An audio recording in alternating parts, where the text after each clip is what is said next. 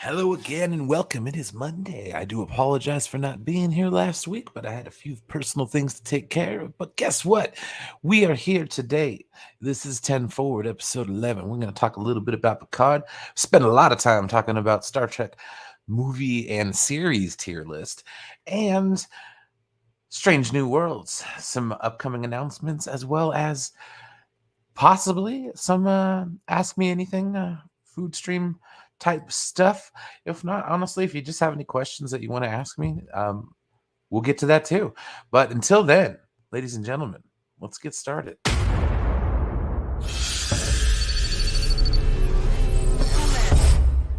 Something new from Focus 3.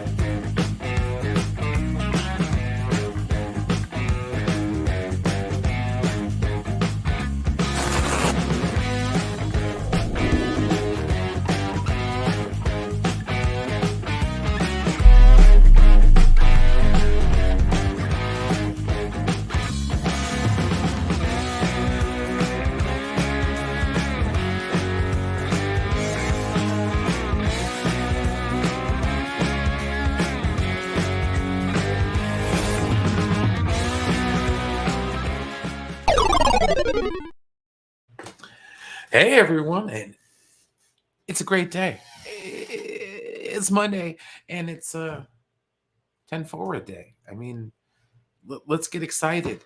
I literally just got home from work. Traffic is a bitch getting home.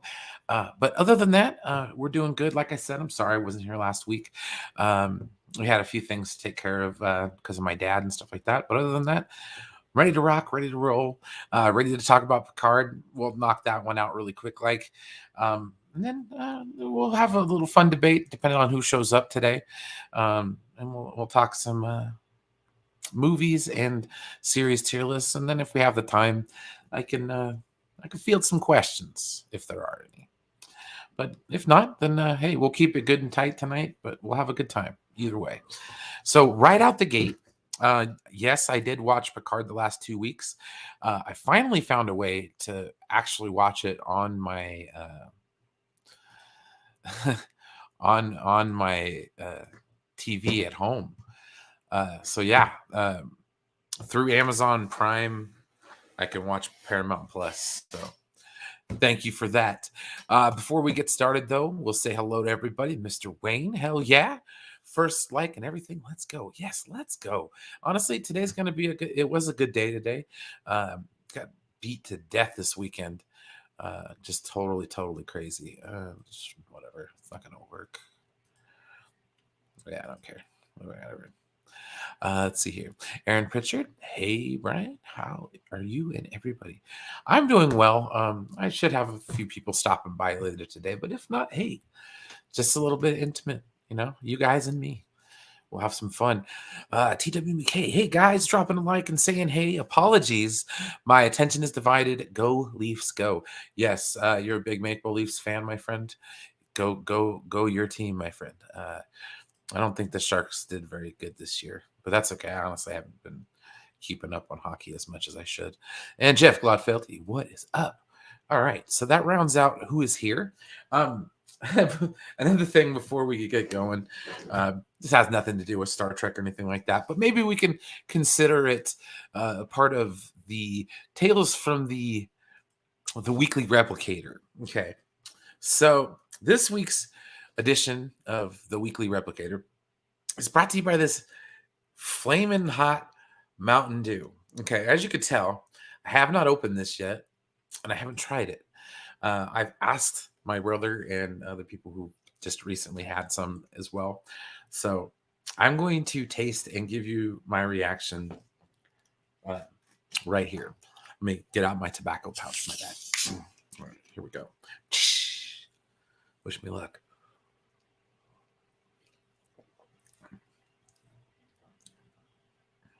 It's not bad.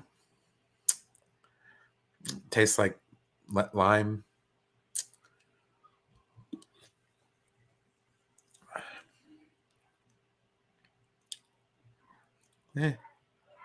Not bad. No, it's 100% real. Yeah, flaming hot Mountain Dew.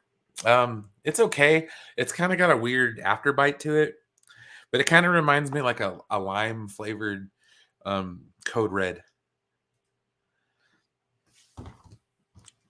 I used to love Code Red, so there's nothing wrong with that.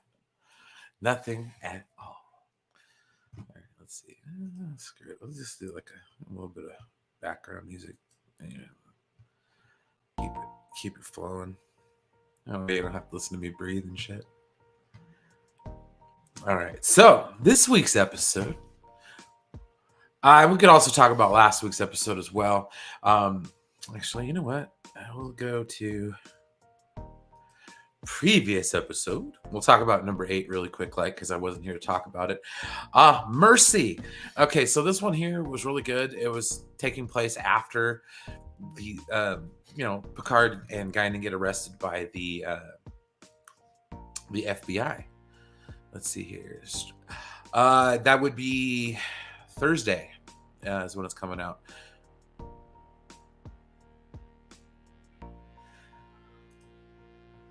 The 5th, yeah. I was kind of hoping for something like that, like more heat. I was like heat and citrus. I was like cinnamon. I want more cinnamon. Exactly. That's kind of what I was hoping for too, Degrassi. I was hoping for more like an atomic fireball, because that would have been pretty good, because I love atomic fireballs. Hey, Protoss X, what's up, man? Welcome. All right, so, oh my God, I'm pulling a max, ladies and gentlemen. Pulling a max. All right, so episode 8, Mercy. They get arrested by the FBI. Basic stuff. The main FBI agent encountered the Vulcans at a young age, which I thought was really cool. And they were going to try to mind meld him to erase his memory and stuff. I always liked it. Yeah, exactly. Like a cinnamon red hot. 100%. Like Mike and Ike's with the cinnamon. Some of my favorite candy, by the way. But yeah, this episode was pretty much on par. We got a little more development with, the Borg Queen and Dr. Girardi. Episode 9, Hide and Seek. And it's so crazy that they put that picture right there. I'm going to scroll down. So we finally find out what happened to Picard's mom. And oh my gosh, it is some dark shit. And his dad, played by James Callis, man, what a piece of work, man. Yeah, I just no other way around that one. But no, it was a good episode. I'm looking forward to seeing the last one. What they did with the new Borg, I'm okay with. I think it's going to be all right. Dr. Girardi basically got assimilated by the Borg Queen, and the Borg Queen took over Dr. Girardi. And so basically they have this big battle throughout the episode, and it ends with them deciding that, assimilation by force over assimilation by choice. And I'm like, oh, okay, all right, I could see where you're going there. So it's just like a new look for the Borg, I guess. So I'm wondering if that might tie into the first episode of the season, where they're on the Stargazer and the old Borg Queen, or where the Borg Queen comes and wrecks shop with what they're doing. But I thought it was kind of cool. I like the relationship between Rios and the doctor from our century. What's her name? Dr. Teresa Ramirez. She's really good. I enjoy the hell out of that. Yvette Picard. Yeah, no, that whole story. Basically, Picard's mom, she's a free spirit, and Picard's dad is not like that at all, and basically locks her in a room, and she gets depressed. Jean-Luc lets her out, and she ends up taking her life, which is really sad. Really sad. But there was an episode where No Man Has Gone Before, where Picard sees his mom and growing old and offering her tea. So I mean, I don't know. It played in. It was really good. Sad, and I'm really looking forward to seeing the last episode. That should be really good. One of the other bits and pieces from this week's episode that I really enjoyed, and I hope they explore more, is just like, I don't know the best way to put it. I just think the new look of the Borg is something that's just it's going to transcend Star Trek, I think, which is kind of cool. But anyways, that being said, next week we have the wonderful show Strange New Worlds is coming out. It'll be out Thursday the 5th, right before I go see Doctor Strange on Friday. So I'm gonna go do that too, just so I don't let any of y'all spoil it for me. All right, and then presentation mode. That's better. There it is. There it is. Looks so much better. Okay. Cool. Let's see here. I need to get to Star Trek Picard. Honestly, though, the season is already finished. Oh, yeah. I thought the season was already finished. Did they Cylon the Borg? Maybe. Yeah, I would say they did. Yeah, no, there's just one more episode. So we'll get a double dose of Trek this weekend, or this week, with the finale of Picard and the beginning of Strange New Worlds. They cast a little bit of news. They cast Captain Robert April. I had it on Twitter, and I was going to talk about it on Max's show, but got distracted and all that good stuff. So anyways, let's see if we can find that. Oh, shit. Oh, yeah. And guys, make sure you're sharing this out, too. Like, I do appreciate everybody stopping by. But let's, share the love. Let's get this out to some more eyes. Like I said, if I don't get too many guests and stuff, you guys can help me put together a new and improved tier list. I did this over back on my channel probably 3 months ago, something like that. But it's always fun doing a tier ranking list, and always sparks some interesting debates. And I figured, since the movies would go too quickly, I would throw the series in there as well. So it should be fun. So let me quit yapping about how fun it's going to be and actually get to the damn fun. All right, so looks like we have SABD or CD. Okay. Suppose we could probably rename them, but honestly, it doesn't matter. Looks like our options are Star Trek Deep Space Nine, Generations, Voyager, First Contact, Insurrection, Enterprise. Let's can we do these? No, never mind. All right, so Star Trek, the original series, blah blah blah. Okay.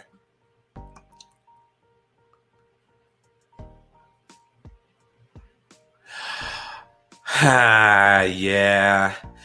Well, the funny thing is that it was a race swap too. Robert April, yeah, as the original captain of, and wasn't it Robert Justman who the picture was of, the producer, Robert Justman? But that's Robert April is the first captain of the Enterprise, and they did a race swap. So I'm sure they'll be all right. Yes, I believe Next Gen will be on everyone's S tier as far as where it's going. And like I said, I'll just get started. And if I get people coming in throughout, we can always adjust and go from there. But right now, hey, man, we got 7 folks watching. We got 9 likes. Make sure to smash that like button. It really does help the channel here on the Poindexter Lounge. And if you haven't yet, make sure you join. Honestly, there's so many perks to being a member of the lounge. Like, where to begin? Where to begin? I don't know, man. I don't know. Maybe, like I said, I just don't know. It's too early to call. I don't even know if it was considered canon to begin with, the animated series. I'm going to be fair and honest. I never watched it. Not once. All right. So, okay. So I'm going to try my best not to be personally biased, but we're going to put Star Trek Deep Space Nine in the A tier because while it might be my personal favorite, I understand where it might draw some ire from some hardcore Trek fans.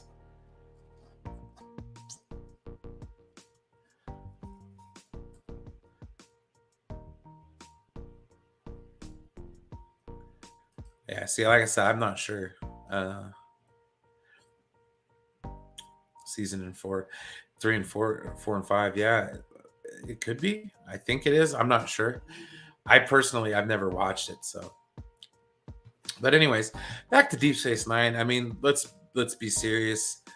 It was a great. Let's see here. The animated series, Robert April creator, Fred Bronson seemed pretty pumped about it. Well, heck yeah.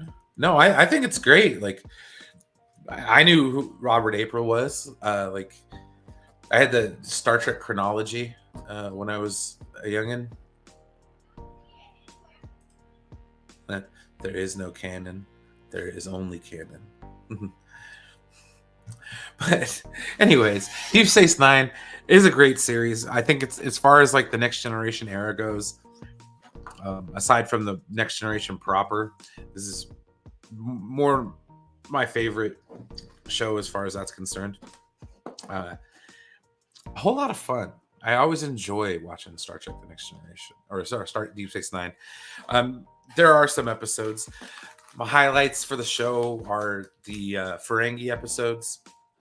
Anything that has to do with the Ferengi, where I can get Jeffrey Combs as Brunt from the Ferengi Commerce Authority. Can this dead long ago? You sound like. Be careful, Degrassi. That's some DC talk right there, and I'm not talking about the comic book company.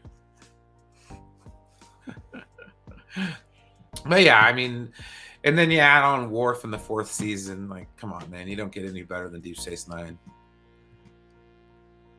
Let's see here. Wow, I thought you guys would laugh about this. My mom my mom was like, "Why is Picard in Doctor Strange?" Yeah, that's a good one. Because he was in Picard before he was Dr. X or Professor X and all that good stuff. Yep. All right, I don't think whatever. I'm not gonna do this in order because this shit's way out. All right, so anywho, we're gonna go with Star Trek, the original series. I know people are not gonna like this. People are gonna hate me.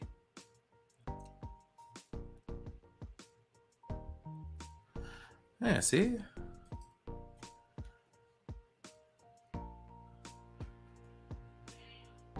Yeah, DS9 is A tier. You know, it's one of the better ones. It grew on people. People who haven't watched it, they'll come back and rewatch it and be like, "Wow, Deep Space Nine was a really good show." So there you go. The next one would be Star Trek: The Original Series. I'm gonna put it on B tier. I mean, I understand like the cultural significance of this show. If it wasn't for this show,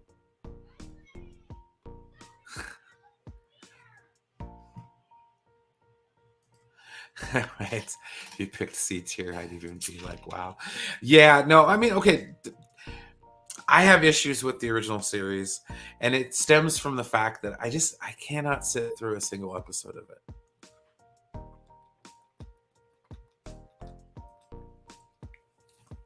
I found it to be boring. So I'm going to give it the middle of the road rank. This stuff does taste weird. I don't know. It's like those chili lime flavored ones. Let's see here. Watching TNG right now. Just saw where they're bringing. Yeah, see? Oh, what? They're bringing it to Blu-ray? Amazing. Dude, that's going to be so cool. I can't wait for the remastered. I might actually buy that because, yeah, no, I would take it in a heartbeat. But yeah, Star Trek, the original series, great stuff. I mean, it gave us Star Trek. So that being said, it's not going to be anything lower than that. As far as, exactly, man. What's up, Andrew? Welcome, man. Welcome. Hope you're doing okay today, bud. So, after the original series, yeah, right? That's what I'm saying. DS9 on Blu-ray, mint. Like that. Sign me up. And can you please remaster the streaming copies as well, just in case those who can't quite afford the Blu-ray out the gate, because I would love to see those in high definition. Oh my God, I'd love to see those in high definition. If you haven't watched What We Left Behind, the documentary about Deep Space Nine, where they did remastered footage of the show, oh my gosh, it's so crisp, so clean. Like, I would love it. If they, yeah, exactly. The remasters are gorgeous. Even the Next Generation, that just chef's kiss, man. Chef's kiss. All right, so let's go to the 80s. Well, actually, you know what? Screw it. We'll go. We're gonna bounce around. We're gonna have a lot of fun. So we're gonna go to the 80s, and since it's been requested, and I wholeheartedly agree, we have the series that revitalized Star Trek on television, Star Trek: The Next Generation. I find it more culturally significant because I grew up in a time where this show was running. I remember a lot of it. Oh, dude. Oh, yeah, that's what I'm saying. Like, all I have to do is just like remaster the streaming copies on Paramount Plus. Like, put those out in 4K. Like, even Voyager. Oh, dude. Like, yeah. It's gonna happen. But dude, what can you not say about the Next Generation? Yes, the first couple seasons are kind of lackluster, if you want to call it that. I mean, there's a few gems in there, here and there. You know, Denise Crosby thought a little too highly of herself. She died in a pit, in a tar pit. Oh Yeah, see, next one up is the TOS 4K remaster. No, and that's the other thing. I watched a bunch of TNG as a youngin'. Dude, one of my favorite episodes was Fistful of Datas. Okay? Fistful of Datas, where they have an accident in the holodeck, which was a common show trope in the Next Generation era. A holodeck failure of some kind. But basically it ended up to where the computer recreated all the characters that weren't, or all the NPC characters basically were data. It was great. So it was like a fistful of dollars, but fistful of datas. That was a great one. Reina Sirtis and Western Get Up. That's always nice. Exactly. I like Chaos on the Bridge. That was a great documentary as well. It's free on YouTube. Maybe one of these days we'll sit down and do it. I'll get a couple of people. We'll sit down and watch it, and we'll do a little bit of a S review. The good old shoot the shit review, guys. Let's see here. Yeah, see, I'd never watched the animated series, so that would be something. Holodeck failure just led to one of my favorite Futurama episodes. Well, that's what I was saying. Like, those were like the common tropes. The holodeck failure episodes. Some of the Voyager episodes where they had holodeck failures were some of my favorites. Like the Bride of Chaotica. Anything with Tom Paris and his holo novels and stuff like that. I mean, come on. That was one of my favorite parts of Voyager. And speaking of Voyager, ooh.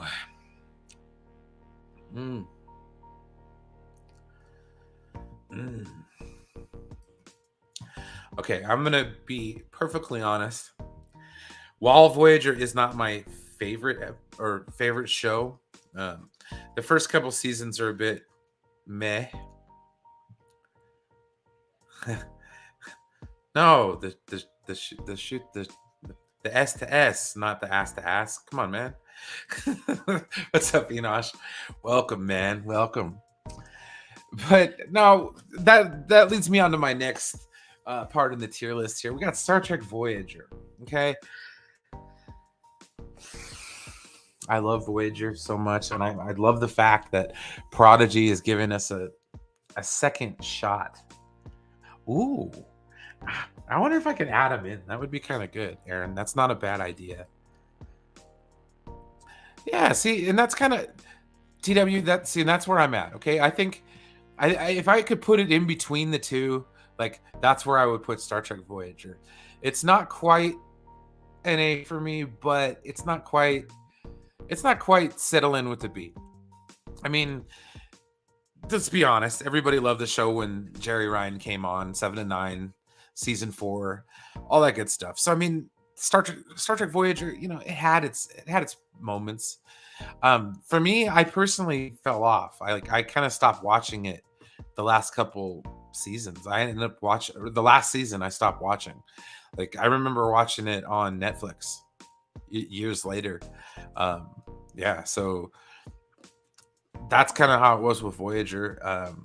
I liked the last episode, Endgame. It was one of the better ones as far as the season finale or series finales go, at least with Star Trek involved. Voyager is a good show. I'm hoping we get some more stuff. Like, now that we've gotten Picard, can we get a Janeway show? I would love to see a Janeway show. Any opportunity for that? Maybe something that involves Deep Space Nine, the station. So I mean, there's just so much that we could see now. If they're trying to cash in on the member-berry market, at least. So let's see here. We're gonna knock out the shows first, and then we'll go through the movies one at a time. All right, let's see here. It's been a long road getting from there to here. It's been a long time, but my time is finally here. Okay, so Star Trek Enterprise. I wish there was a little bit of a tier in between here, but between B and C, because that's where I would put Enterprise. I love the show. I watched it years later when my neighbor had it on DVD, and I watched it all the way through. Loved it. Very disappointed. I wish I had watched it when it was running, but like I said, I kind of had a falling away from Star Trek in the late 90s. I was in football. Sports were more important to me, stuff like that. So I wasn't as big into Star Trek as I am now / was when I was, it just wasn't on my radar during that time. So that's kind of where Enterprise falls for me. Don't want to say that the opening credits were a little bit of a turnoff, but I don't know, man. Like I said, if anybody wants to come in and change my mind, we'll leave it there for now. But Enterprise is a pretty solid show. I wouldn't consider it my favorite or the best, but, and it's a big but, Trip Tucker is my favorite character in almost all of Star Trek. So that being said, he's one of the best. And I was looking at some of the other tier ranking lists. We can always do a Star Trek tier. What? Wait, you played sports? Someone getting here now and remove this guy's nerd card in his Star Trek badge. Yes, exactly. Well, you could do that, Enosh. You just come in here and just take me right out, It'd be okay. I did too. At first, when I heard it, I was kind of like, oh, what is this? But honestly, Faith of the Heart, come on, man. That song gets to the cockles, maybe in the subcockle region. It gets to the hat. Gets to the hat. That's right. See, I'm a sports junkie and a Trekkie. That's right. I don't. Me too, but I don't think it was. I think it was somebody else. I'd have to look it up just so I can not be wrong. But I just felt like it was the Rod Stewart song. But I mean, you can't go wrong. Yeah, see the OG version from Patch Adams. Got it. So it was a Rod Stewart song. It just wasn't. Got it. Thank you, TW. Oh, mine is easily Deep Space Nine, but what's up, Katsuka? Welcome. Like I said, guys, thanks for stopping by. If you're not a member already, make sure you join. Poindexter Lounge is always a cool place to be, guys. And smash that like button. Let Enosh know that you guys appreciate what I do here sometimes. It's always nice. All right. So since we're burning through some shows, let's see here. And we're missing a couple shows too. There's no Lower Decks, and there's no where do I put Star Trek Discovery? I know there's a lot of people who would like me to have it down in the D tier. I'm going to, oh man.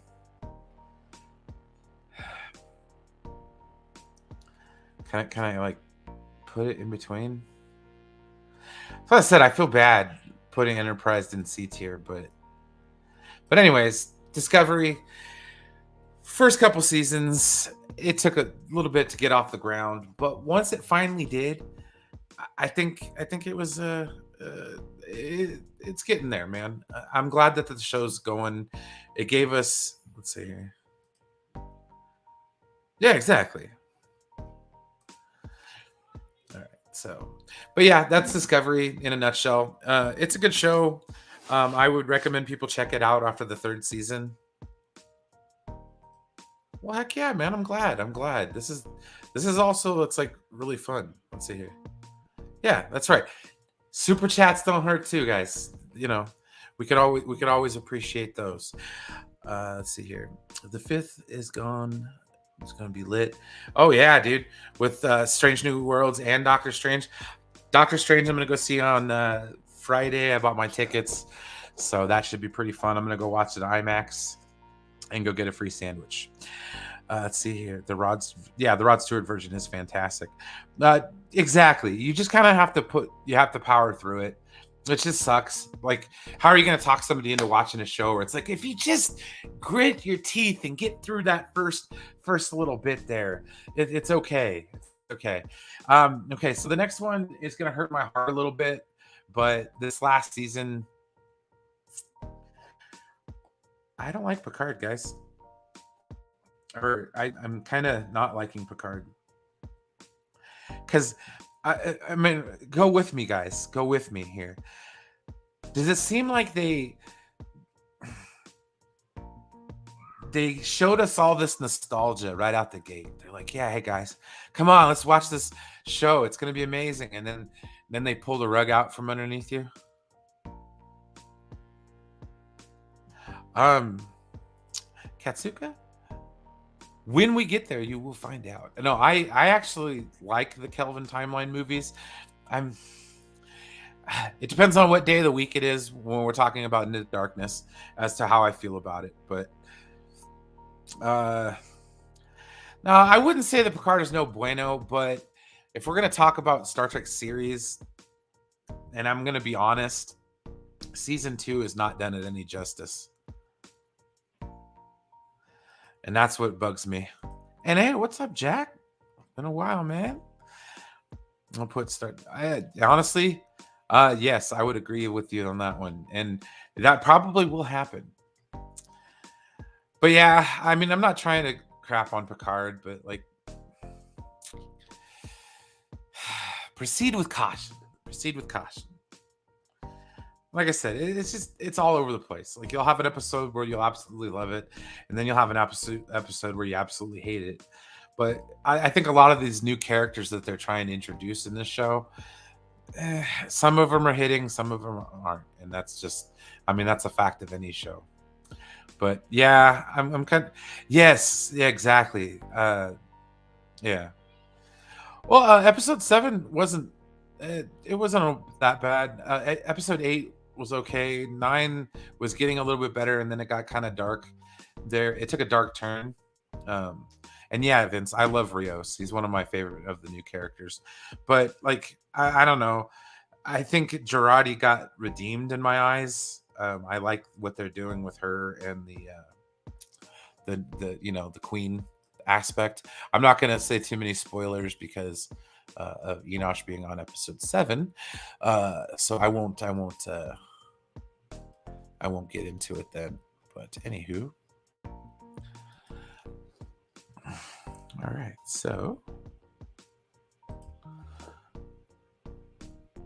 yeah, right. Just give them all. Give them all. But anyways, short tracks, same thing. D tier, they were trash, not garbage. Was not a fan. I'm just gonna be fair. I have not watched the animated series, so I'm gonna put it in C tier. Just to be nice. Let's see here. No, I can't wait for season 3 of Picard.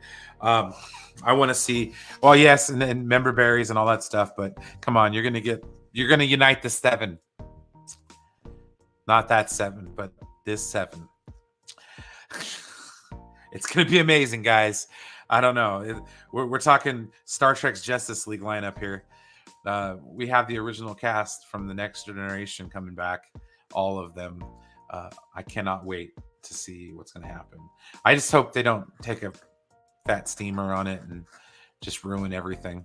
That would like ruin my day. So that leaves us the movies. So we'll start with the first one. Star Trek, the motion picture. Oh, you know it will, Vince. You know it will. Oh, what can you say that hasn't already been said about a kaleidoscope in space?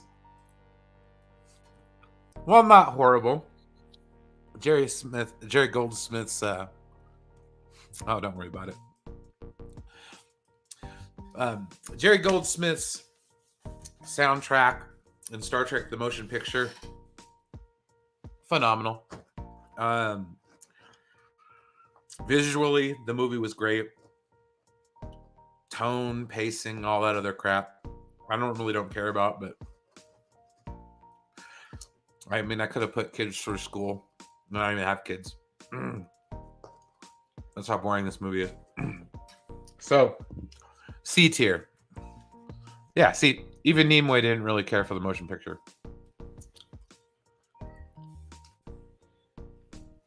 The Wise Cut just came out on on Paramount Plus, and I still haven't watched it. Oh, bro. Okay, see, now that's something I was considering, Degrassi. Like, no, legit, no bullshit. Because I bet you the Voyager stuff, where Spock is going through the... oh, God, this is awful. It is revolting. More? Yes, please. And then the 15-minute getting to the space dock for the motion picture. Come on, man. I mean, don't get me wrong. Love the music. Love the lighting. Douglas Trumbull did a fantastic job on the special effects in that movie. So, yeah. Star Trek the Motion Picture, while not the greatest, it gave us some... It was Paramount's answer to Star Wars. What be that as it may, or for whatever you want to take it. All right, so the GOAT. No debate, no questions asked. There's only one, and there can only be one. Star Trek II: The Wrath of Khan, directed by Nicholas Meyer, starring Ricardo Montalban as the only Khan. Sorry, Benedict Cumberbatch, you're not Khan. You're John Harrison. So many iconic parts of this movie. Hands down, if you ask any Star Trek fan, they will straight up tell you that, you know, this is it when it comes to Star Trek. It's Star Trek 2. And I can only agree with them. Let's see here.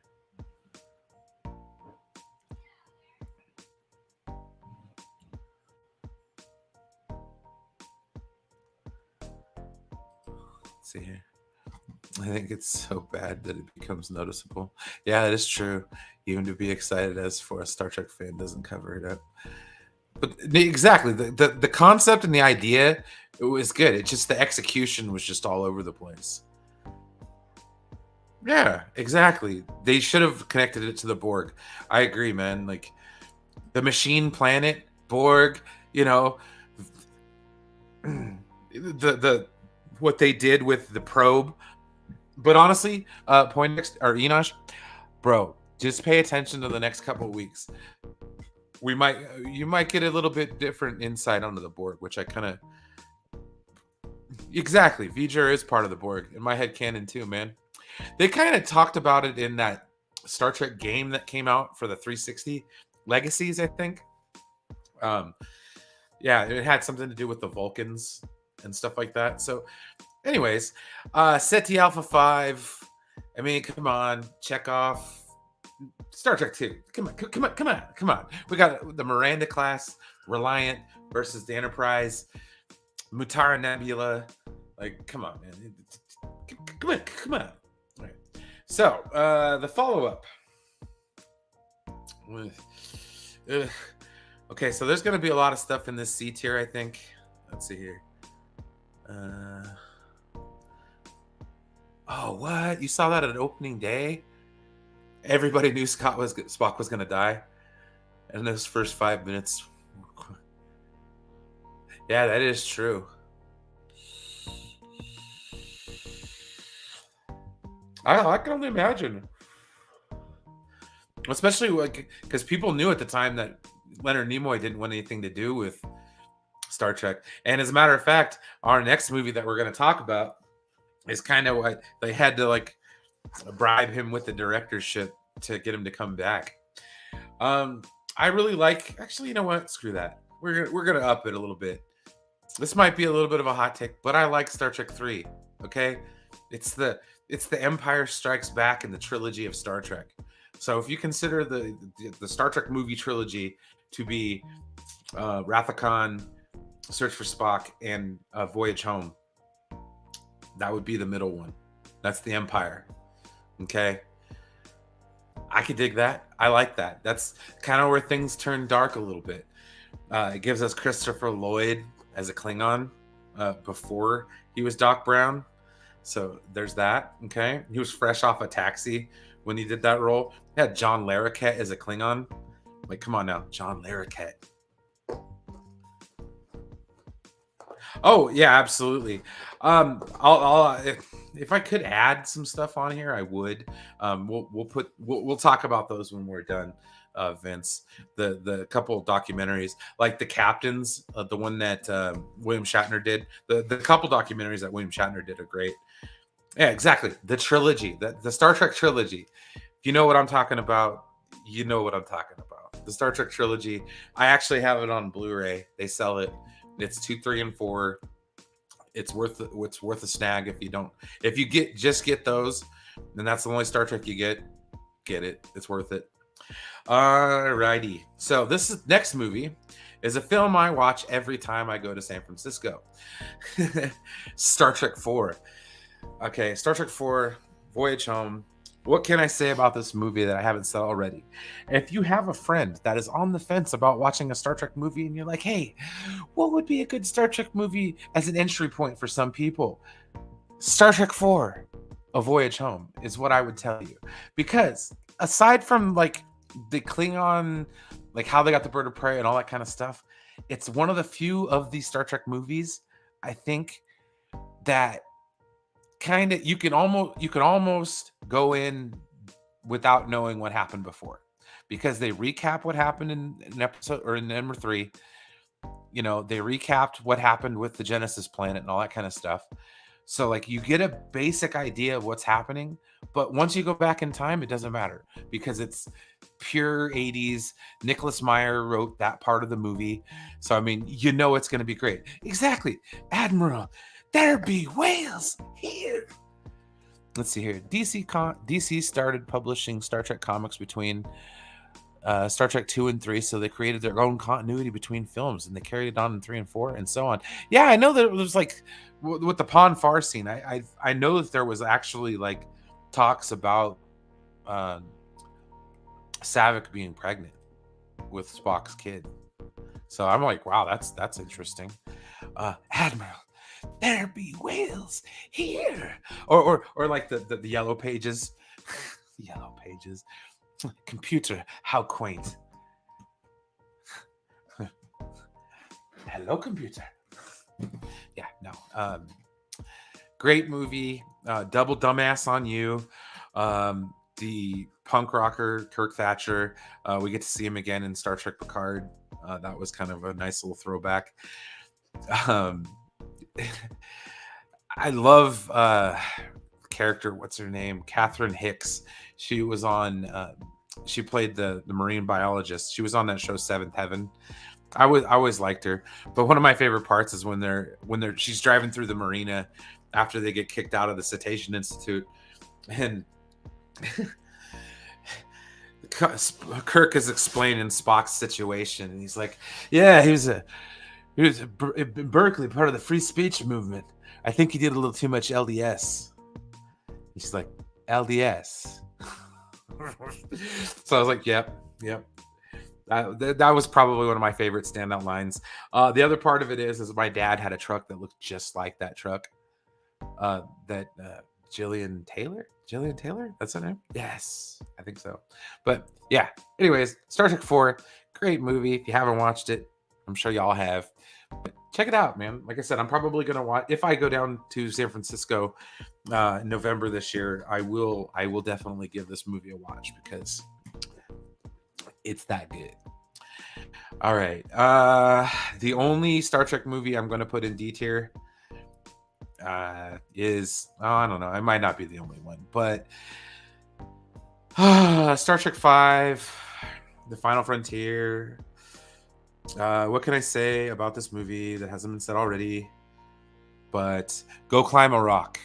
When I went to Yosemite last year, I got a kick out of checking out all the go climb a rock stuff, and I wanted to take a picture of Yosemite in the morning. If I could just figure out the parking lot that they used to film that scene, that would be awesome. But that is probably my favorite part at the beginning. The whole part with Shakari, and I had that weird Total Recall feel. So it's like, yeah, exactly. What does God need with a starship? Would dovetail into the next movie pretty smoothly. Oh, what? It's kind of cool. That'd be nice, dude. See, man, they could have done better, Warner Brothers. Man, what does God need with a starship? A starship. And then it gave us more Klingons. It's when they started really, really working on the Klingon language as an official language, which was pretty nuts. Like they brought in linguists and all that good shit and actually worked on it. Okay, this is going to be a hot topic, but I don't care what anybody says. Star Trek 6, The Undiscovered Country. Everybody, let's take a hat off and give Nicholas Meyer a firm round of applause, because he is the only director to have two, in my opinion, S tier Star Trek movies. Star Trek 2 and Star Trek 6, The Undiscovered Country. Okay, that was supposed to be the original title of Star Trek 2, was supposed to be The Undiscovered Country. I love this goddamn movie. Like, there's nothing anyone can tell me otherwise. Like, the bird of prey that could fire while cloaked, Christopher Plummer as General Chang, David Warner as the Klingon, Chancellor Gorkin. Like, I'm telling you, this movie is phenomenal. Like, it just is. And the subject matters that they broach, the fact that they made their actors and actresses very uncomfortable making this movie because of the subject matter that it dealt with. And it's a real movie of at the time, because everybody knows this movie came out when the Soviet Union fell. And it was an allegory, like Praxis was an allegory for Chernobyl and stuff like that. So like, and that's one thing I love about Nicholas Meyer. Is like, I feel like he's one of those directors that understood the political climate of the 1980s. Like if you watch his movie The Day After, it's very haunting, but you feel like he has a firm grasp. And like I said, yeah, Star Trek 6 is amazing.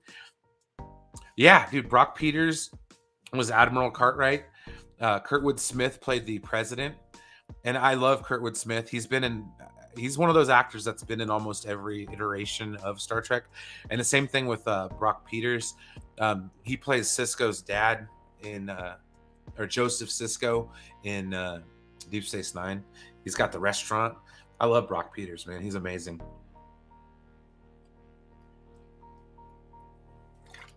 Sorry, a little parched. That flaming hot Mountain Dew's got me going. All right, so that wraps up the original series movies and all that goodness. That leads us to Star Trek Generations. Okay.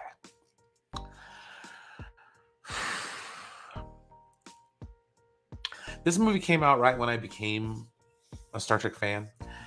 So it was really important.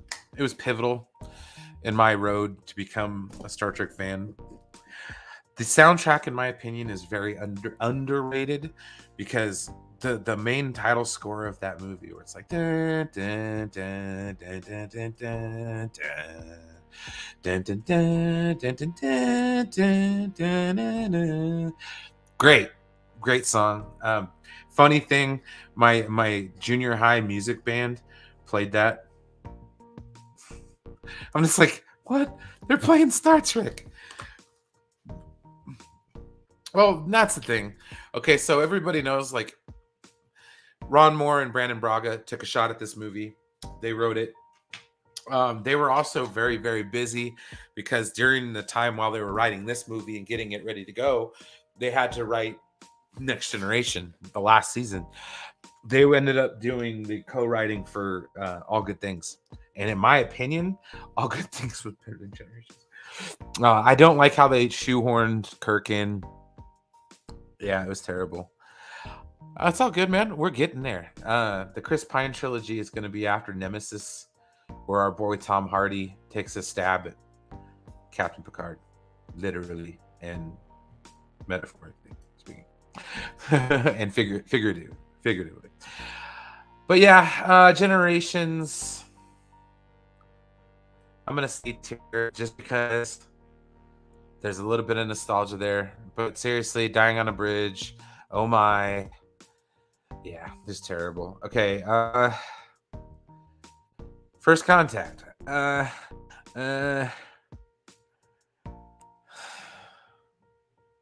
yeah, Tom Hardy was in Star Trek. He played Praetor Shinzon in Star Trek Nemesis. He was a clone of Captain Picard.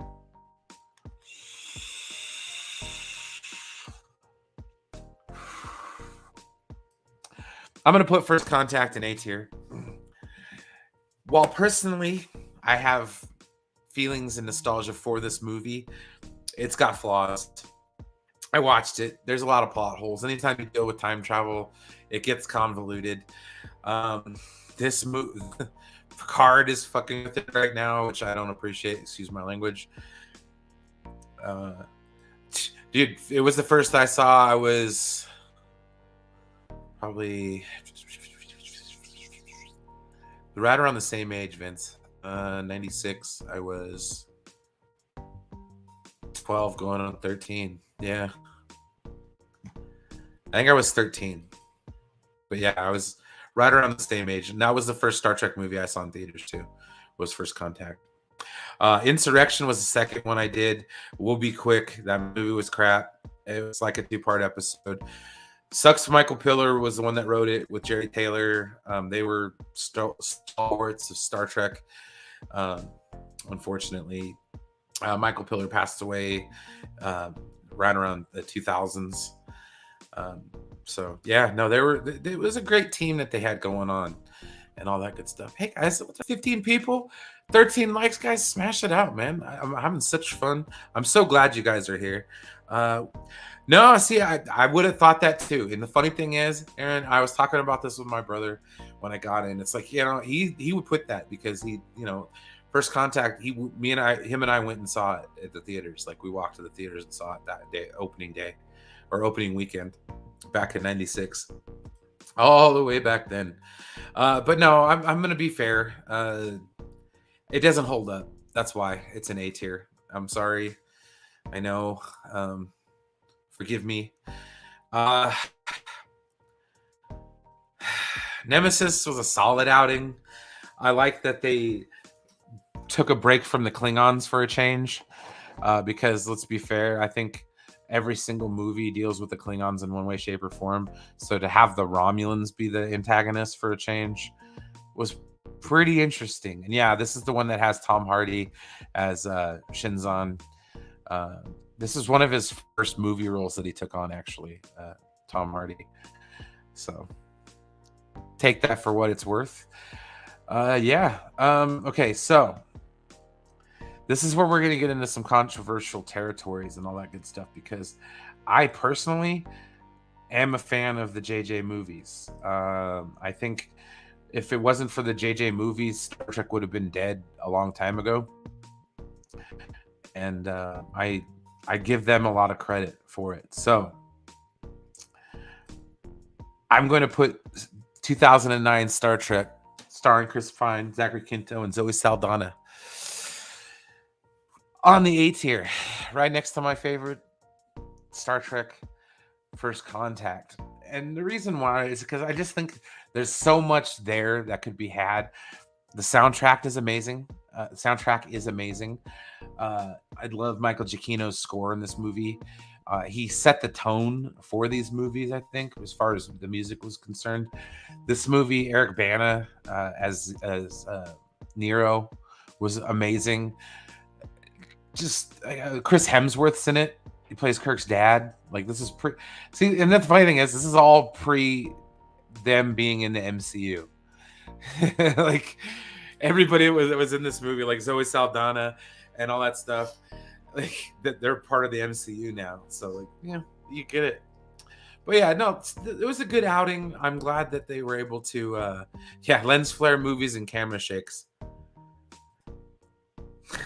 Well, heck yeah, on your personal, that would be good.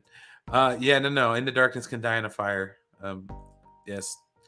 Let's see here. I really like Beyond, and yes, I give credit where it's due. He did. He really revitalized the franchise. Like Star Trek was like a snow globe where all the snow had settled, and J.J. Abrams kind of came along and threw some Star Wars in there and made it better. Yeah, I'm gonna keep it in A tier, but honestly, it's in between the two.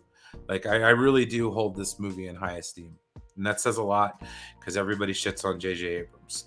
And yes, lens flares, camera shakes, gotta have camera shakes and lens flares. It's funny watching the behind the scenes featurette for that movie. They're just like literally smacking the editing table, making the camera shake. I was like, oh, that's classy. All right. I like what you're doing there. Okay, so I'm going to be fair. I'm not gonna drop bombs on this movie. But Star Trek Into Darkness is a crime against Star Trek. I don't know, so many ways. But I understand that it grossed a lot of money. It did well for the studio. And if I hadn't dove headlong into spoilers and got my expectations all screwed up, I wouldn't have been so upset with this movie.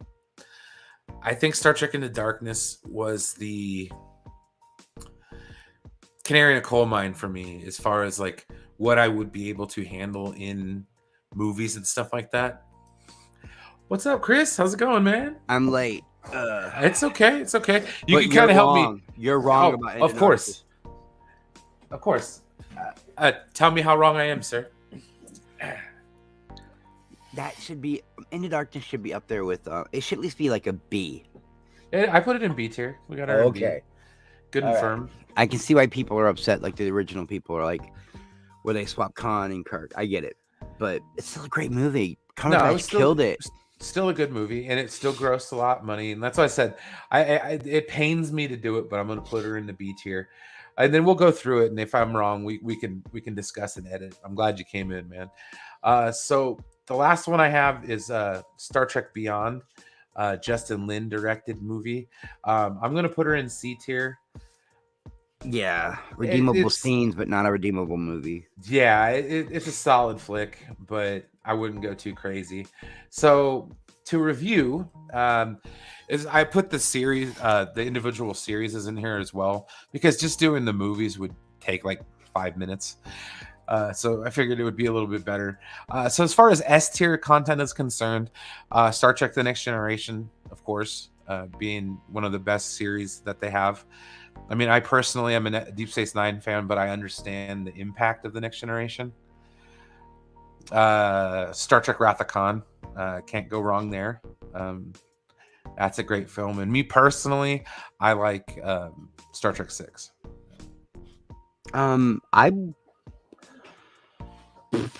I would have put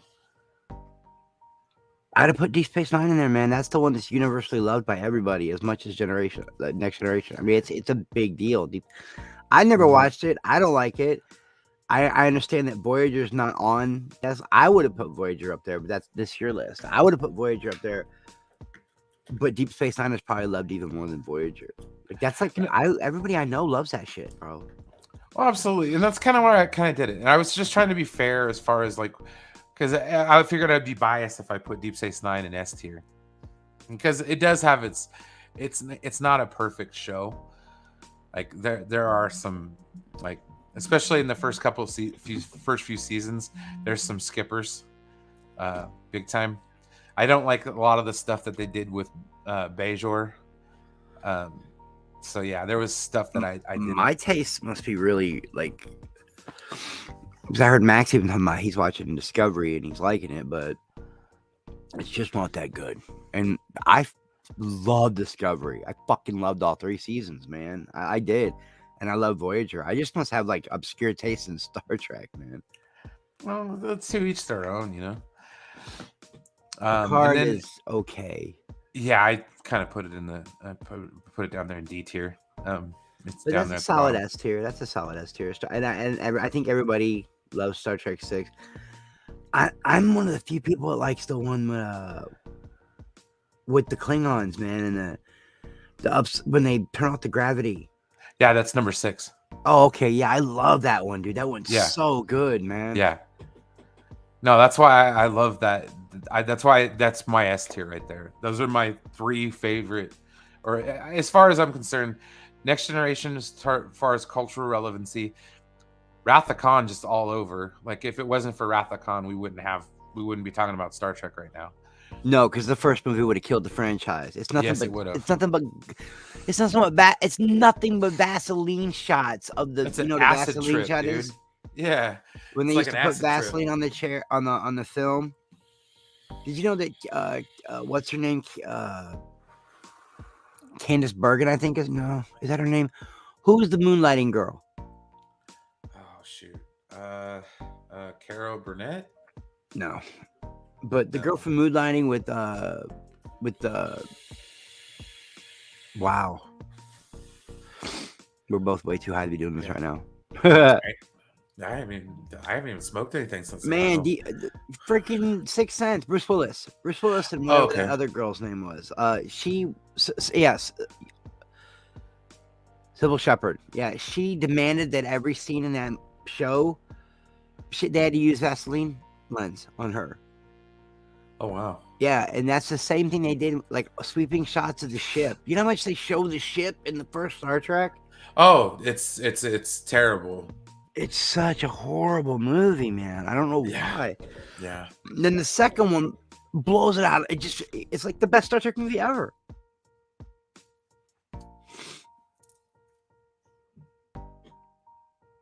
So Wrath of Khan, Star Trek 6, Next Generation. That's a good S tier. I still think I would have put Voyager in there, man.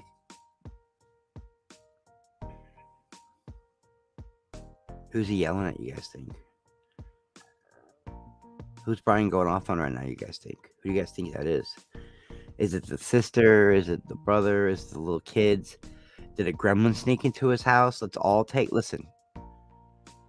F in the chat for whoever it is that Brian's yelling at right now. Who do you guys think it is? Oh, I'm not yelling at anybody. Oh, okay. It's okay. No, my brother was asking me if we had a copy of.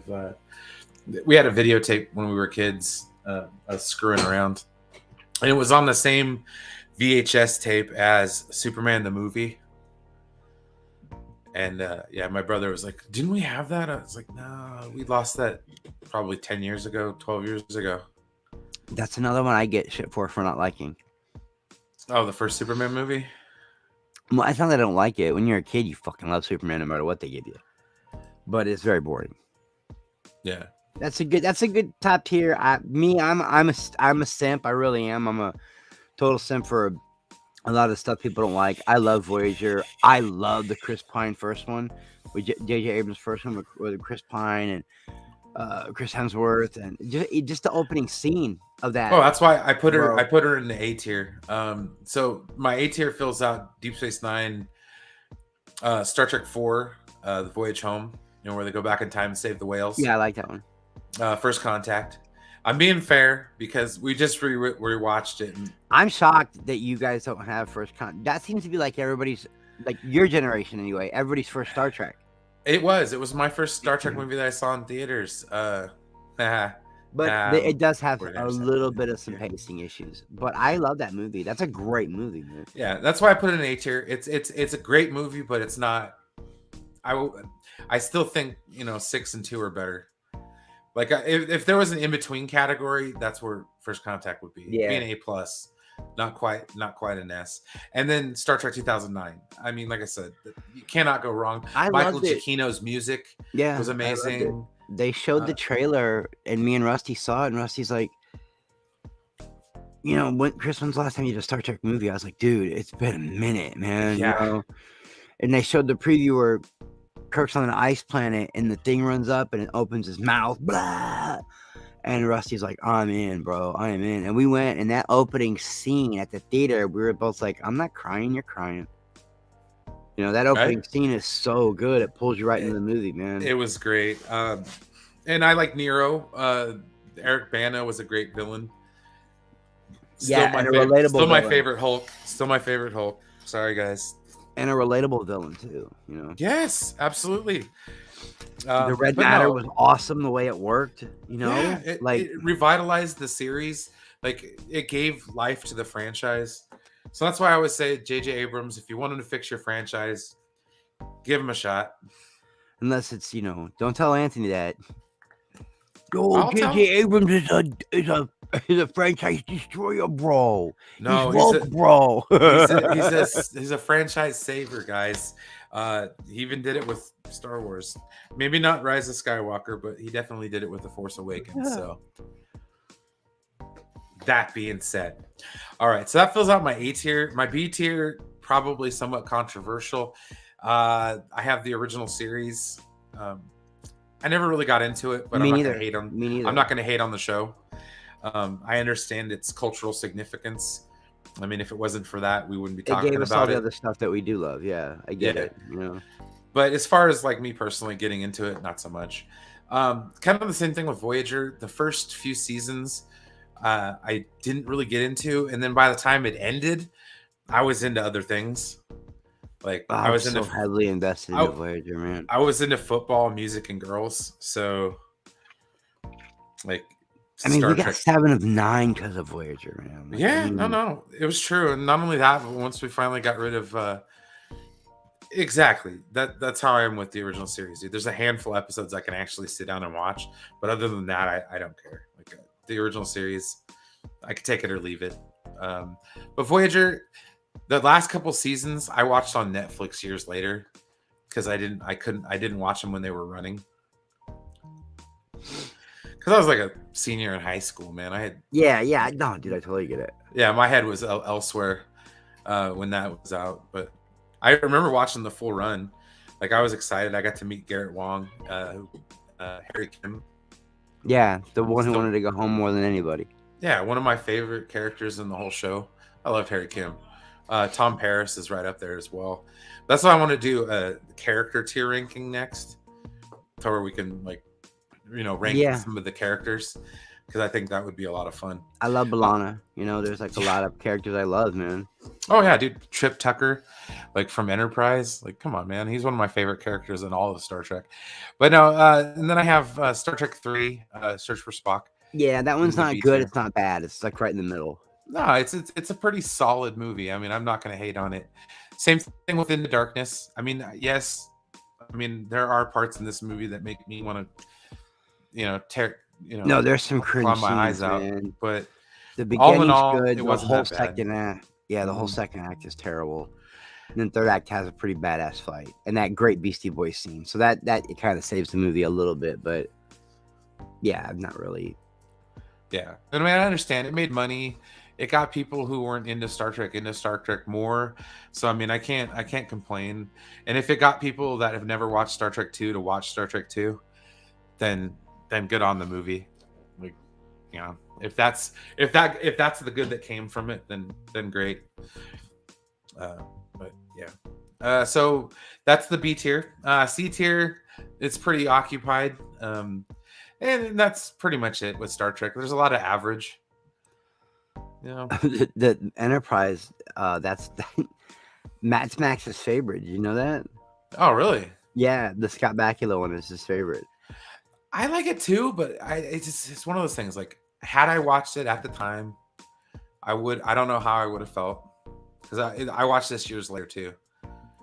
I mean, I remember watching the pilot when it came out, but I was like, this is kind of goofy. I've never been able. It's never really pulled me in. I've never really been able to get into it. And not only that, but like they did this weird story arc thing after 9/11, and you could totally tell that they were leaning into it. It kind of came off as like really cringy.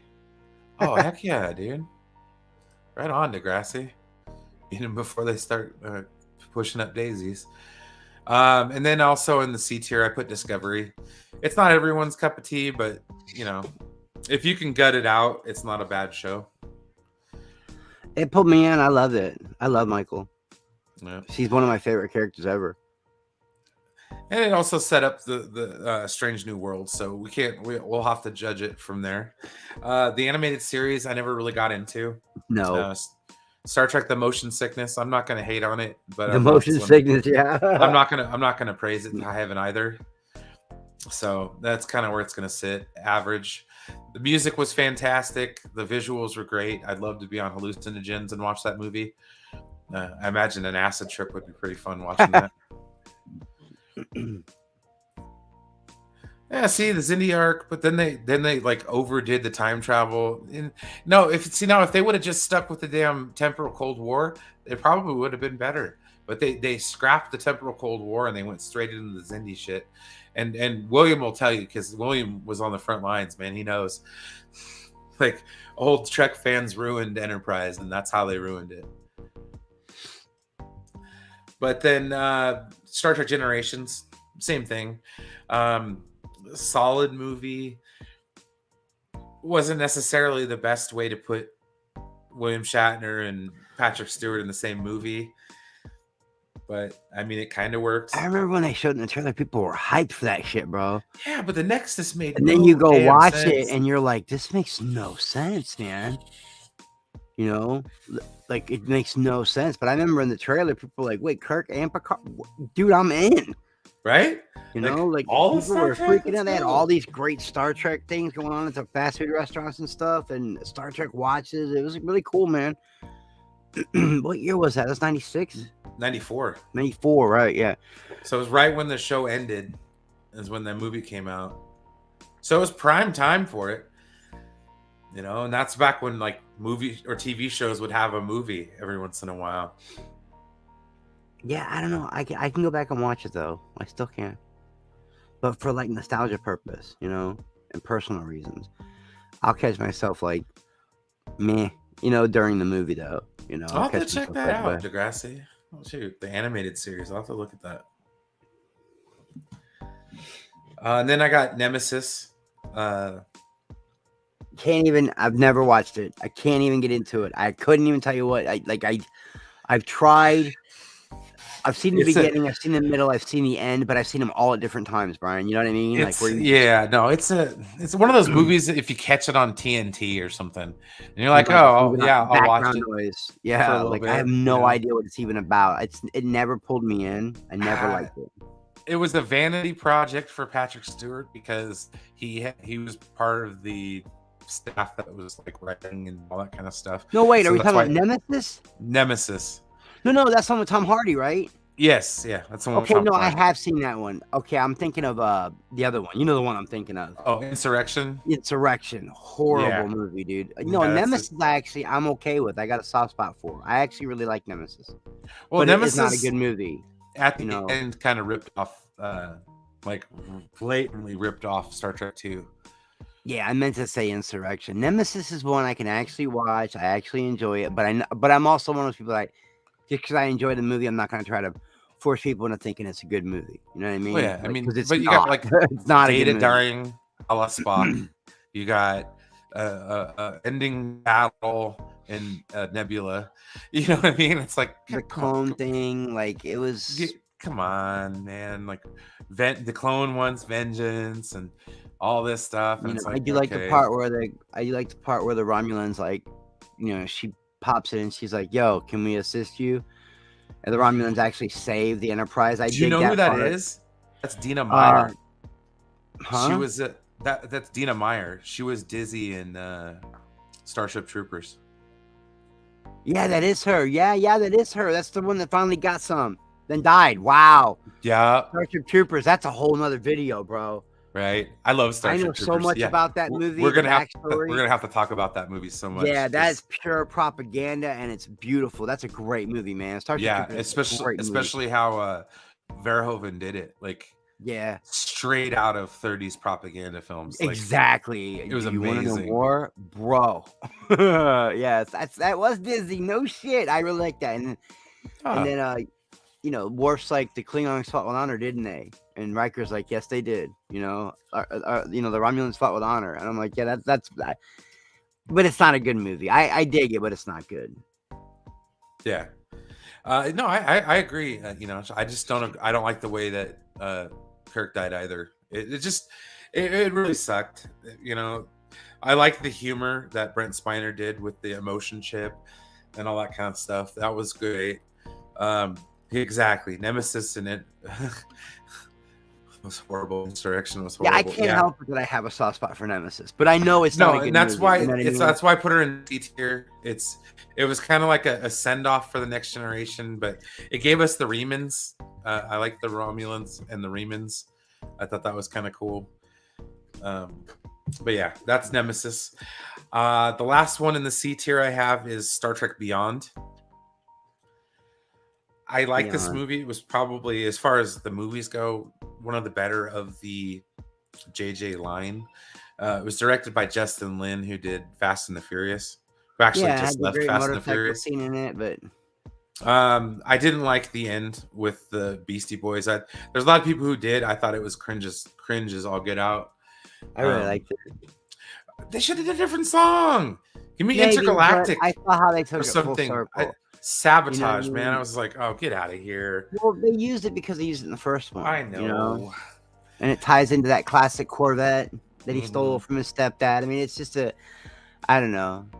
I mean, don't get me wrong. That song was really overplayed, you know, but I don't know, the scene. I like it. I can sometimes I like cheesy stuff, man. You know, just don't overload it with cheese, man. I don't want cheese on my burger and on my fries and on my in my milkshake. And just give me a little bit of cheese. But I dig that one.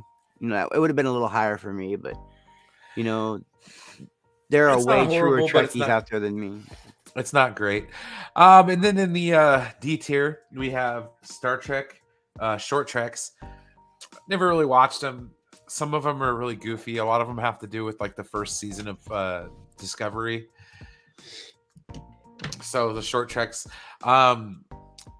There's some that aren't on here because it's not on this list. Lower Decks. Yeah, I don't see Lower Decks. I'd put Lower Decks in B tier. I finally started watching it. It's funny, man. I love it. It's a great show. Yeah. I like Boimler. He's one of my favorites. Just all around. I love how they introduced Riker, Jonathan Frakes coming back, Marina Sirtis in that show. Like, dude, that's great. And then Prodigy as well. I'd probably put her on the C tier. I just need to see more. But I'm really getting into it. It's crazy because it's not geared towards me at all. But also on the D tier, we have Star Trek Picard. It hurt me to put it you there. Really put Picard on the D tier? Really? I did. That's yeah. I know. It's the only reason. It's the reason why I got Paramount Plus, and I ended up liking Discovery more, which is freaking crazy. I liked the first season of Picard. It was great, but this second season is so hit or miss for me that I'm having a hard time trying to stay positive about it.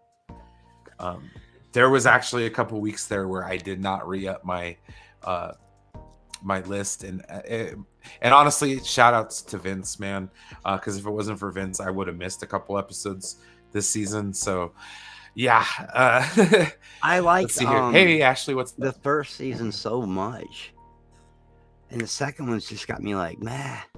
Yeah, well, it's because Goddess of the Red Room, that right there. Yep, welcome. Ashley, aka the Widow. When we getting that merch, girl? When am I getting my hoodie? Let's go. But no, I found it to be depressing, and anytime I find Star Trek depressing, it's done for me. Like, I don't. The hell. Oh god dang. Oh what a burgers. God damn, that sounds amazing. Oh, Whataburgers. All right, I'll take all of his cheese, please. But yeah, so I mean, it could be better. It's not a permanent in the D tier. I'm sure next season, when we get everybody from the original or from the next generation, finally, it'll increase. I don't care if they overload us with fan service, Brian. I don't care. Oh, I don't care anymore. I just want to see it. Let's go. All right, so then we also have Star Trek V. The Final Frontier. Which one's that? That's the one with That's the one with God. Yeah. Oh God, I don't like that one at all, dude. Yeah, this is the one that was directed by William Shatner. The only part I really like is the beginning when they when they're at Yosemite. That's probably is the only good part of the movie. Yeah. You know, it really is. And I don't know. I can find a way to have fun with even the most boring ones. Make a drinking game, something. You know what I mean? But Okay, that so one, like, there was nothing in it. no, they ripped off a bunch of movies. Okay, so like the bar scene, the bar stuff, they ripped off clearly from Total Recall. Like, it was bad.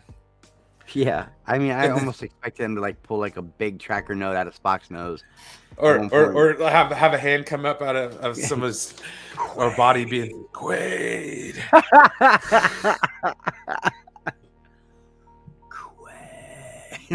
All right, that's another movie for another Right? time, too. But you know what I'm saying. It was okay. Spock's brother. What does God need with a starship? Like, I don't know what William was trying, but he was on a lot of drugs at that time. You know. Yeah. Post TJ Hooker hangover. Yeah. So that's where I sit with Star Trek V. Well, it's not it is. Let's I'm trying to be nice.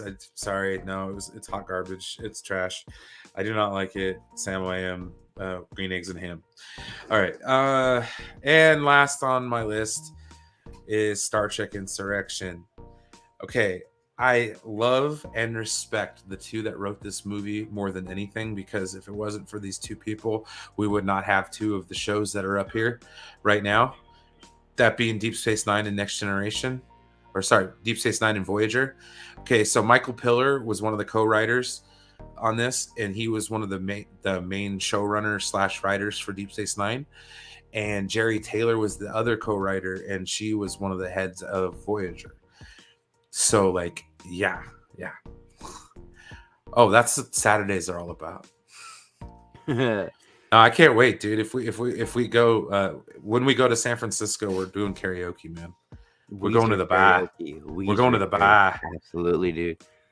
Absolutely. Drinks will be flowing, and I will be singing. It'll be amazing, dude. If me and you together travel that last leg of the trip, and I get you to do My Name Is Jonas, bro, I'm recording that shit and keeping it forever. It's going down. It is so happening. You guys don't the understand. Choo-choo train left right on time. Foreman has injured his hand. Oh man, Dozer will not clear a path. Oh. I'm all nasally right now because I just woke up and I'm kind of catching something. But yeah, man, earlier today I was jamming out, man. I was in like all this. Every once in a while the algorithm will find something, Brian, and it'll give you a gift from God. I forgot Eve 6 existed. Then I play Eve 6 and I know every word to the song, man. I was like screaming, singing. Better than Ezra, like the Gin Blossoms, bro, man. But there's something about Eve 6, man. Do you remember Eve 6? Oh man, they had that one song that was so catchy. I would swallow my pride. I would choke on the. Oh yes. Okay. Yes. Empty inside. That was in my algorithm today. I must have blocked it out. Tonic, DeGrasse. I love Tonic, dude. That there was a moment in the '90s where music was actually so different. You know what I mean? Yeah. I was really having a lot of fun with it. And Weezer was like the one that charged. They paved the way for all that stuff that I was listening to. I didn't like alternative. I didn't consider grunge alternative. Yeah, I am in the same boat. Yeah, exactly. Grunge for me was bittersweet because there was all this great music coming out of the West. Yeah. But it was killing my music that I grew up on. True. The Motley Crues, the Dawkins, the Warrants, the Firehouses. You know, it was... And some bands walked through that, like the Metallicas and the Iron Maidens, but some bands got buried because of it. So there's all this great music that I loved, but it killed my music. And then I went full alternative for a while, man. Radiohead, I would just went full alternative. Well, I think you're right. Okay, so like five and Insurrection, in my opinion, those are two-parters. Same thing with Generations, but Insurrection. Okay, I will say there are some redeeming factors. Okay, F. Murray Abraham as the villain. Adolfo Ruafu was I love that for everything he's in. I like. You know, I liked the Bad Admiral. I think he was in License to Kill with Timothy Dalton. Yeah, he was in License to Kill. that's the movie, Brian, where I just really don't know what's going on, man. Like, I It's don't just know because it's so all over the place. Oh, dude, and every time I Radiohead's watch awesome. it, that's the one where I said I've seen it. I've seen the first part, second part, and third part, probably never at the same time. I don't remember them ever being in a starship, not once in that movie. It all takes place on the ground, doesn't it? Insurrection. Yeah. I mean, yeah, a lot of the action takes place on the planet. Isn't it like a Fountain of Youth allegory? Oh yeah, and they also Is it? filmed it in Mammoth Lakes. Of course, Ashley likes Radiohead. But no, you get Patrick Stewart singing the same song that Raiders of the Lost Ark Sala sang after he got kissed by Marion, a British tar from the HMS Pinafore. Oh yeah! Wow! Gilbert and deep, Sullivan. Deep cuts, bro. That's like Yeah.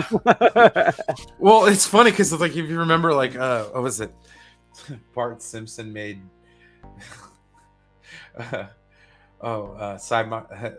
Side.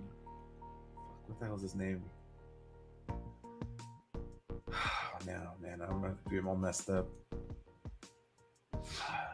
Dude, Kelsey Grammer's character. It was the clown.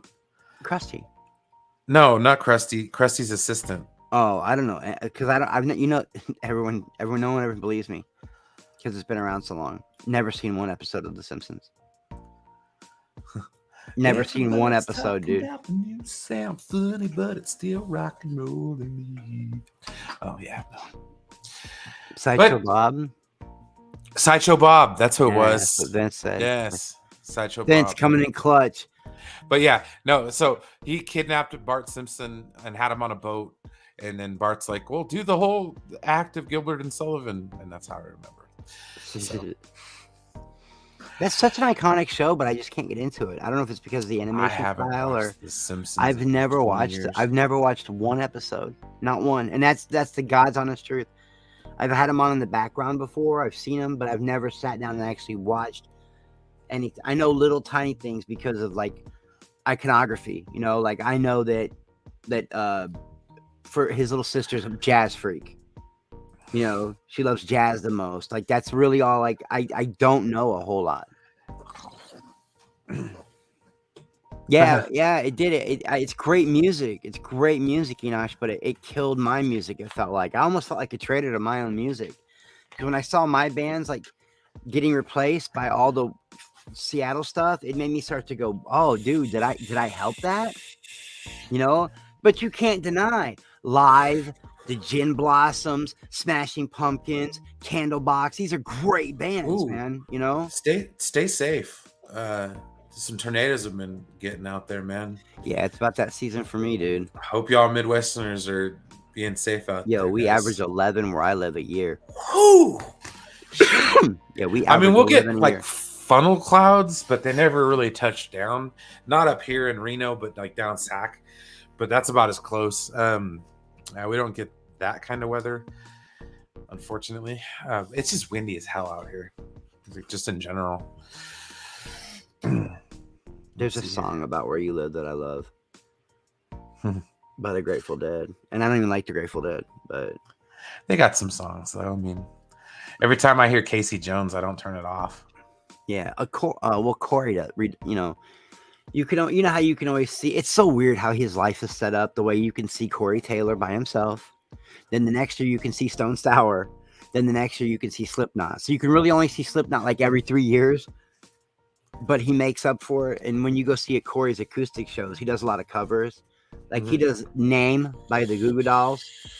Oh wow. You know, and Black Balloon. He'll do like a lot, but he's got this song about Reno by the Grateful Dead, and it's the only Grateful Dead song he likes, man. And he does it really well. What's up, Krypton? Yeah, I imagine you probably get a lot over there too. God dang, man. Sorry, guys. I'm telling you, safe. Ashley needs to get. I watched this. I'm telling you, man. Not just Ashley. Just leave Kentucky. Everybody. I know it's beautiful, but get out of Kentucky. Y'all got werewolves, man. I truly believe there are Kentucky werewolves. I know it sounds stupid. There are Kentucky werewolves, dude. This place called the Land Between the Lakes, Brian. The stories I've heard come out of that place. Western Kentucky is some scary shit, dude. Oh, hell no. No, I'm good. Can I ask you a question? Yes, sir. Did you like the fact that they turned the Borg into like civilized people? I'm interested to see where it goes. About that? Okay, so spoilers for anyone who hasn't watched the last couple episodes of Picard, but I like it. I was okay with it. They were Honestly, already kind of doing that though in season 1, weren't they, Brian? What they did. Guys, they were already kind of doing that in season 1 with the cube. Yeah, well, they set it up really heavy in 7 of 9 is a human now, you know. Yeah, well, it's not anymore. I mean, the fact that they're like, wait a minute, what does that mean? Hold on, Brian. What did they kill off 7? No, they didn't kill off 7. Oh, they okay. made I was gonna get up and walk out of the room right now, bro. You were like, well, I mean, almost. She almost died. Yeah, she died. She did go back Borg though, didn't she? She kind of went. They turned her back into a Borg. Yeah. No. I'm gonna finish it up, guys. Is it over yet? There's one more. Last episode is this week. This week. Yeah, we got a double shot this week too. So we get Strange New Worlds and Picard. Yes, we do. It doesn't matter, Ashley. Western Kentucky's connected Kentucky, and Middle Kentucky, and Southern Kentucky, and Eastern Kentucky, and Mountain Kentucky, and Kentucky's just like coal mines. And I've been there. I got a lot of friends in Kentucky. It's beautiful country, Brian, but it's scary. Like deep woods, scary. And I'm never scared to go in the woods. You know what I mean? I'm a Midwest boy, but something about going in the Kentucky woods, you start feeling real deliverance, bro. It gets real weird down there, man.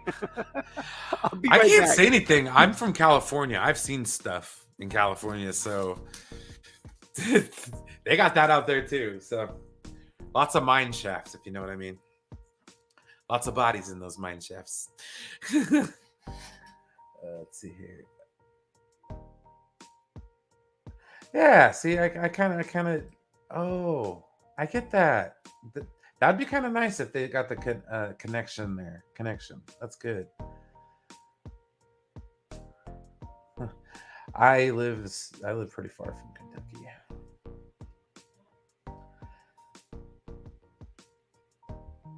Hey, there's nothing wrong with living in the woods, man. I did that too. Can I tell you guys something? Do you guys know what sound downtowns are?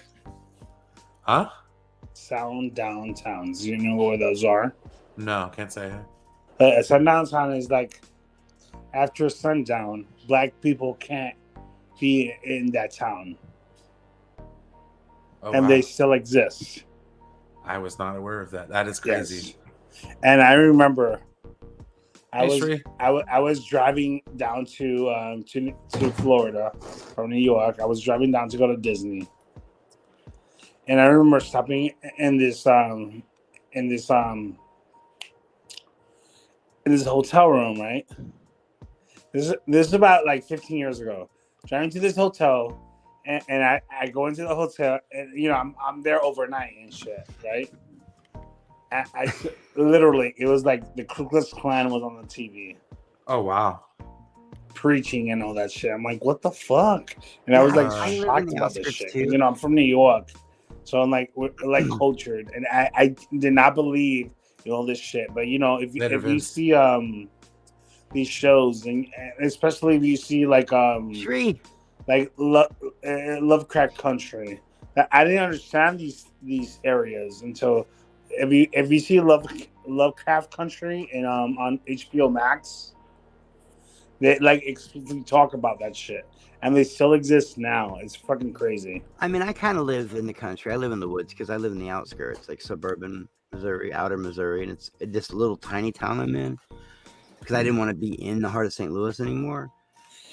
And I've been in Chicago, just having the kind of dad I have, being in Vietnam. He's my dad is the deer hunter.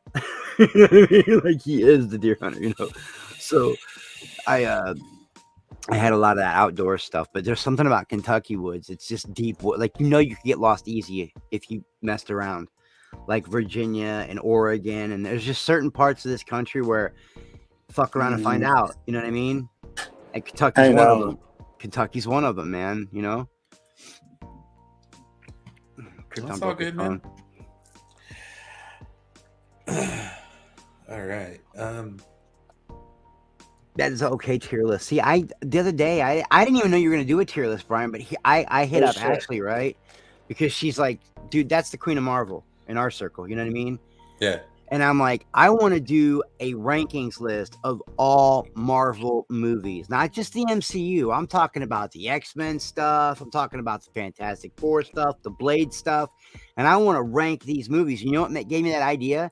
Everybody arguing over Days of Future Past. Like, no, we did it. It's fucking awesome. Yeah, like no, we did it with Bradley. One of the best fucking Marvel movies Bradley? ever. What Bradley? Oh, Bradley did the tier ranking. Our Bradley? Oh, did he really? Yeah, I did it with him a couple months ago. Well, I thought like me and her and a couple other people could like break. But that would be kind of fun. I would enjoy that. Yeah, you know, we do our 20 one week, then next week you do another 20 because I think it's something like 60 movies. It's up there, you know. And the MCU stuff will be in there too. Like even Daredevil and stuff like that. So like. Yeah, because there's some halfway decent stuff, dude. Elektra.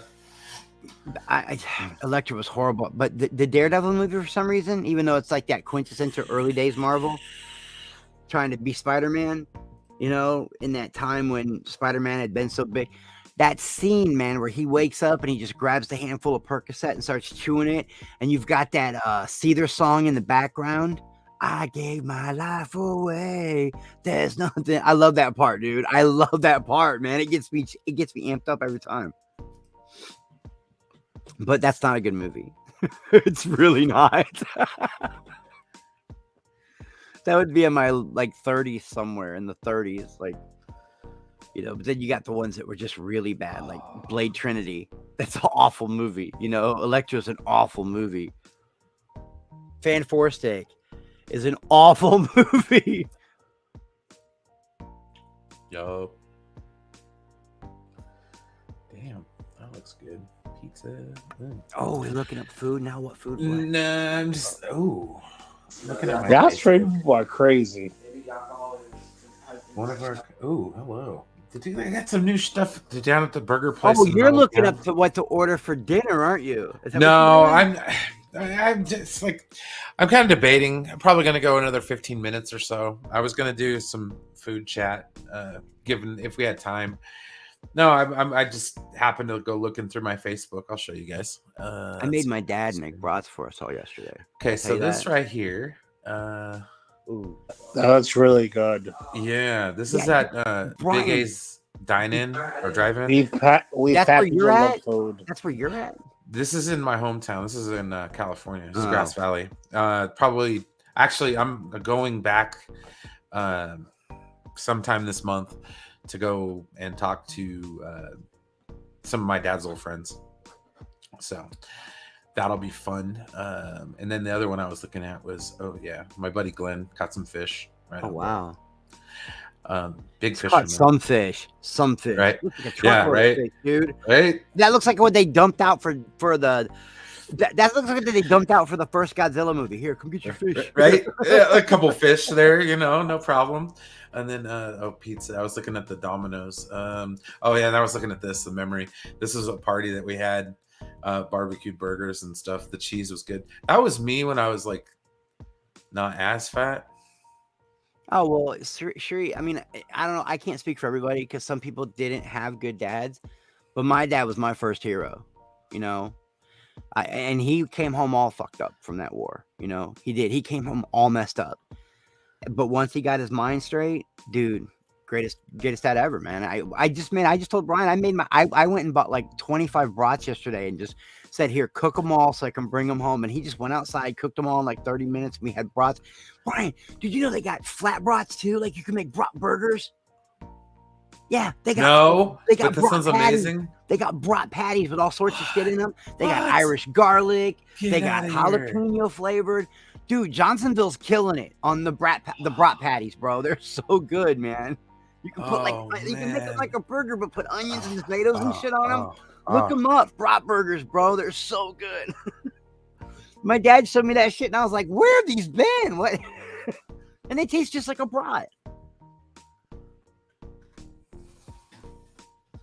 They're so good. Yeah, and I just came home with like 2 freezer bags yesterday, just filled with brats, dude. Oh man, brat burger recipe. Oh my goodness. Yeah, Brian, I thought you'd know, man. You're kind of like that dude. No, I've heard about it, but my God, it's amazing. Oh, that's actually making it. Okay. And you like, dude, you get the Johnsonville ones are good. You can buy them right, and they're already pre-made, pre-cut or whatever. They're already burgers, and you put them on your grill, and then you put them on that Blue Bunny bread, that soft Blue Bunny steak bread, or you got the steak. They're like hot dog buns, but they're not. And you've also got the burger, the buns. You got hot dog buns, you got round buns. Dude, I'm telling you, man, I smashed yesterday. I don't really eat like that, but I ate so many brats yesterday, I gave myself indigestion from eating so many brats. Yeah, oh, dude. And my dad, he's like a pioneer, man. He'll grab coleslaw and throw the coleslaw right on top of the burger. Oh. I'm watching my dad eat sometimes. I'm like, what are you doing? What? Bro, I'm so sorry, Degrassi. Rest in peace, Joey's House of Pizza. Yeah, let me see if I can find that. I don't know where Degrassi is. He's Cali, right? He's West Coast. No, I said it wasn't that far from Kentucky. So I think he's back east somewhere. Texas, Oklahoma, Let's see Arkansas. Oh, shoot. Rain. Oh, yeah, that's right.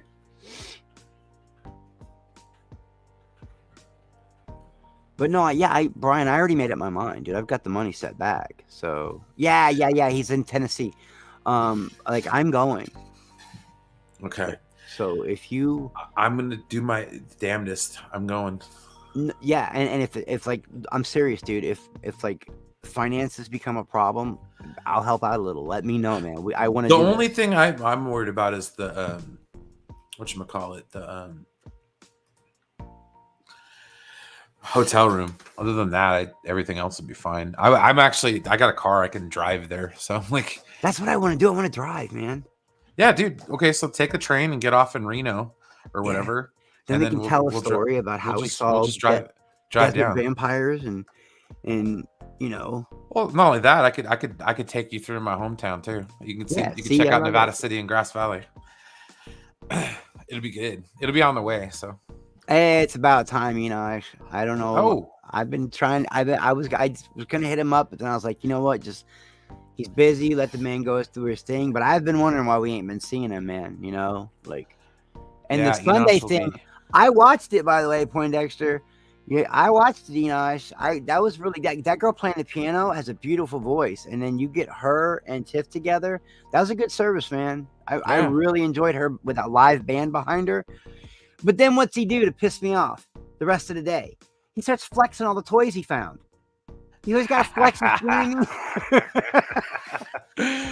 Oh, it's Enosh, man. He's a collector, They're like at the mall making a video talking about, we just been toy shopping today. I love it. Tiff jumps in and we toy haul.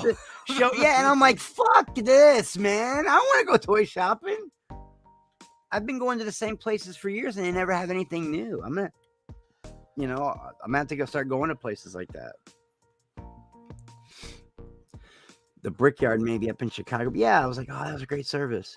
Oh, he's flexing his toys, bro, on Twitter. That's not them. I know. I get envious, bro. That's my sin. That's the one I carry. I get toy envy. All right, I'm trying to see. Oh, here it is. Downtown Grass Valley Pizza. It's not. That ain't what I'm looking for. God damn it. Yeah, what are you looking for? You're like you're in it. I'm trying to see if I can find. Okay, that's Yellow Pages review. Memories of the price.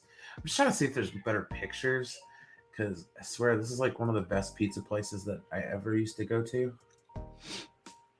and that website is not for the one I'm looking for. We've got one called Casanos, and it's like a just a Midwest thing. I think there's only 2 of them, and it's like a real different. It's extra, bro. It's like a different kind of pizza. Okay, so this is Frank's Pizza in Grass Valley. I don't know. Do they have photos, man? Maybe. That sounds like an Italian name. Oh my gosh! All right. Okay, so come get your Frank's Pizza over here. It just sounds like an Italian name, dude. It just Frank's Pizza is amazing. When they do sausage, instead of doing chunks, what they do is they slice it off of the whole like roll.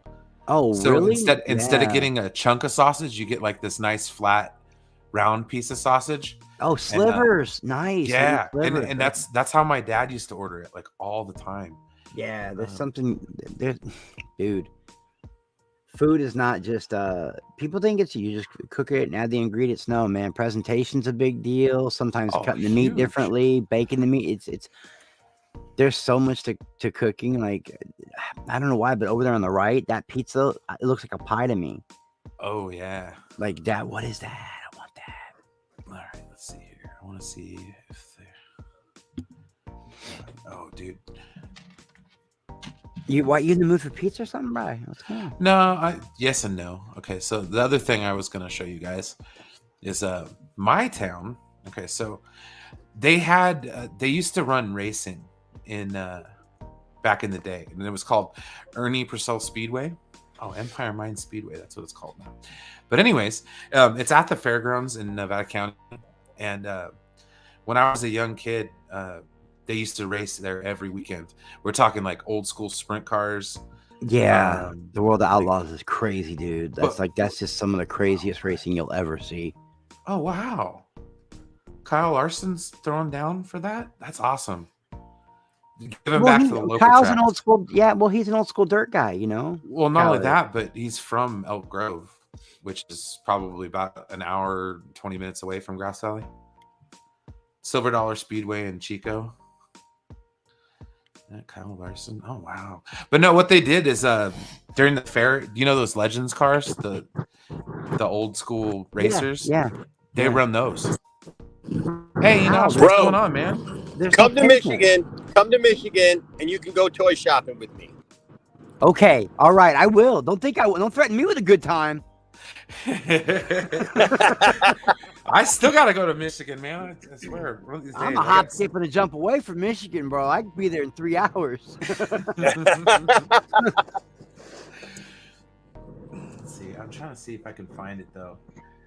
I got old. Yeah, we have a good time, man. We got places all over the state, bro.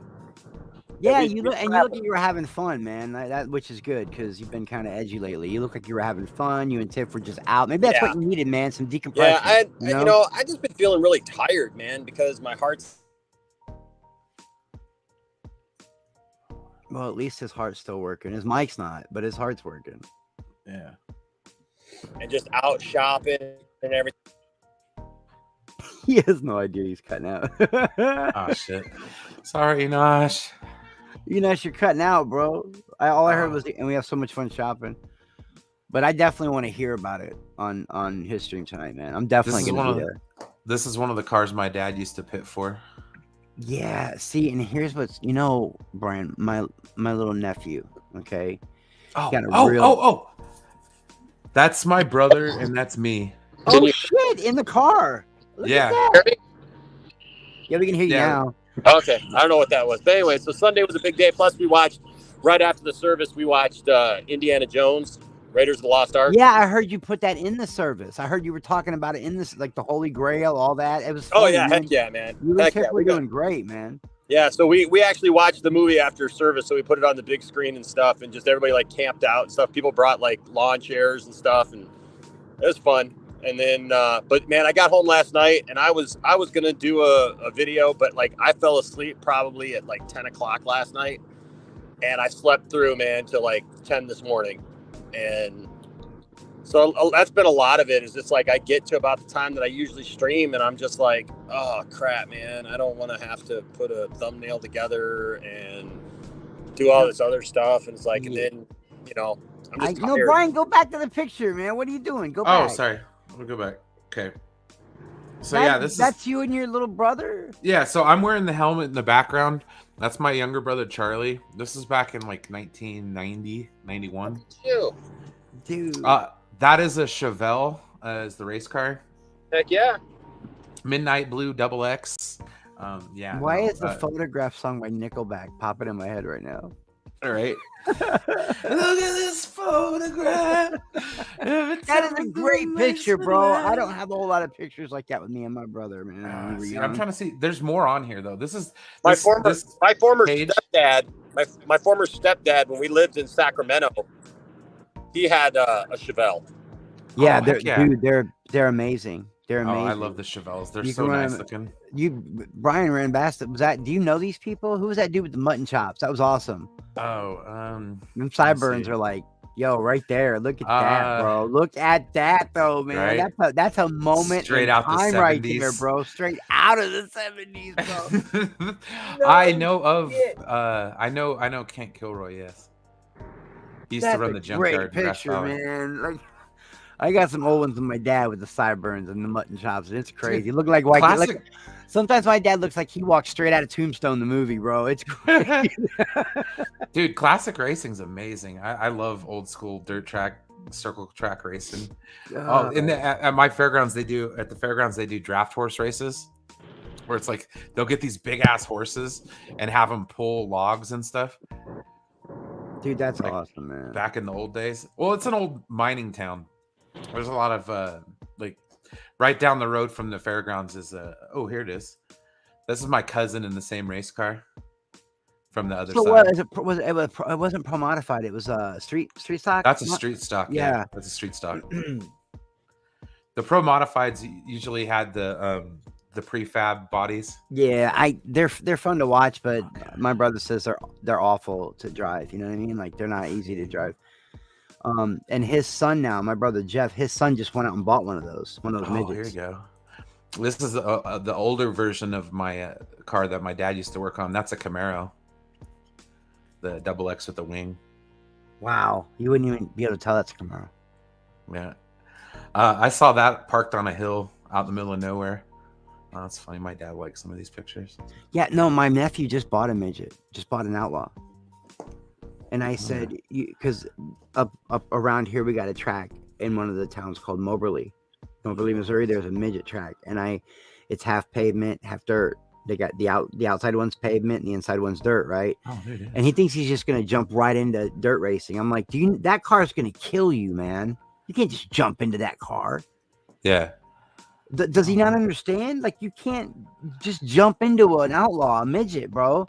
No, they're squirrely as hell. It takes a very special kind of person to pilot one of those things, man. And I say the power to weight ratio on them is ridiculous. Yeah, it's like you know. And he just bought it. Guys, I'm in a really bad area, so I'm gonna let you go. Oh yeah, no problem, Enosh. We'll see you later. We'll be over there when you get home, Enosh. But I'll see you guys later after I get home. All right. I'll see you after when I get home. Easy. I'll talk to you later. All right. Yeah, bye-bye.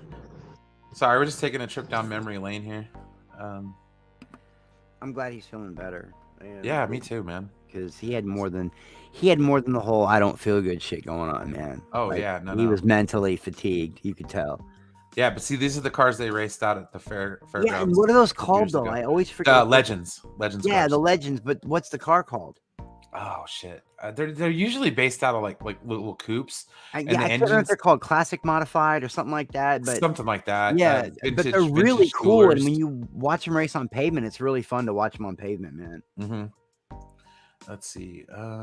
Your whole feed is nothing but racing. I love that. This is the page is called Bring Oval Track. Oh, Racing you're in that group. Valley. You're in a group. This is a group that I'm a part of. But the reason why I brought it up is because I grew up here.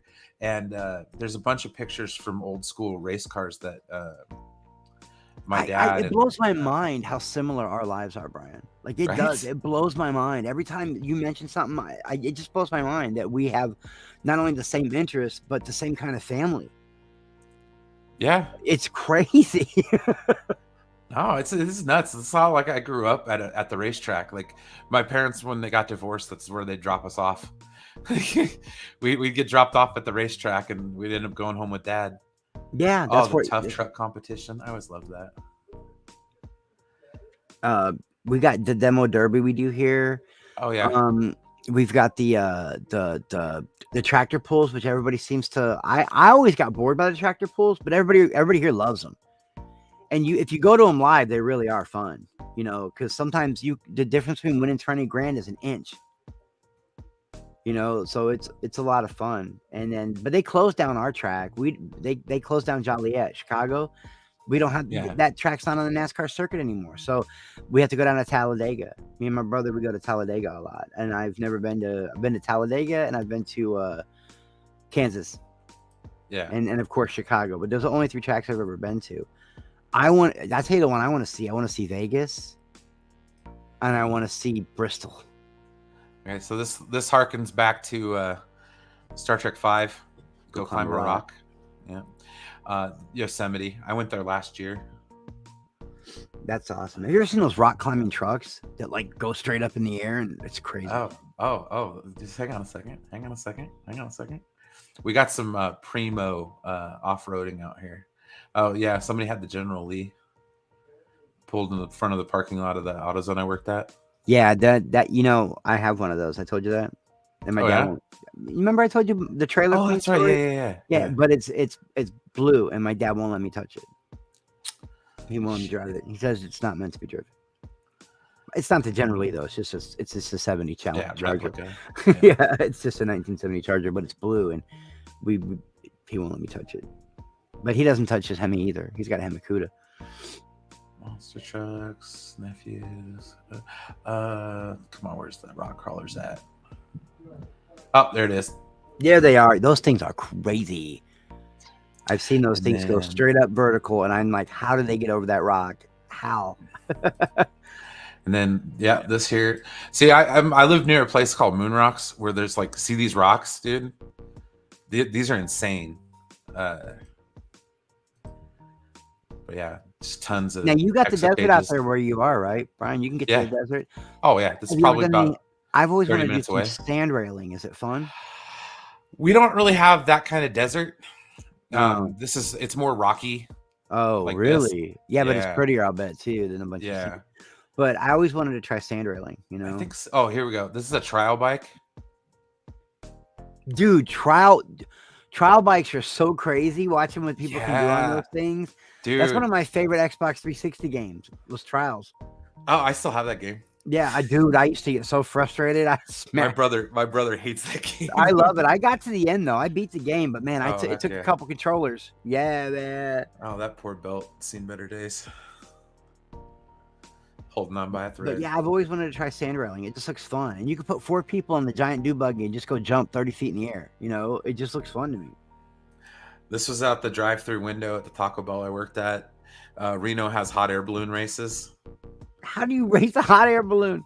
I don't know. Wait, what is that burger? What was that? Oh. This is a homemade Western bacon cheeseburger.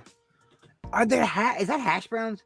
No, those are onion rings. Onion rings. Okay. Bacon, American cheese, and Cattleman's barbecue sauce. It's just like a Carl's Jr. Cattleman's just, I don't know what Cattleman's is, but it sounds good.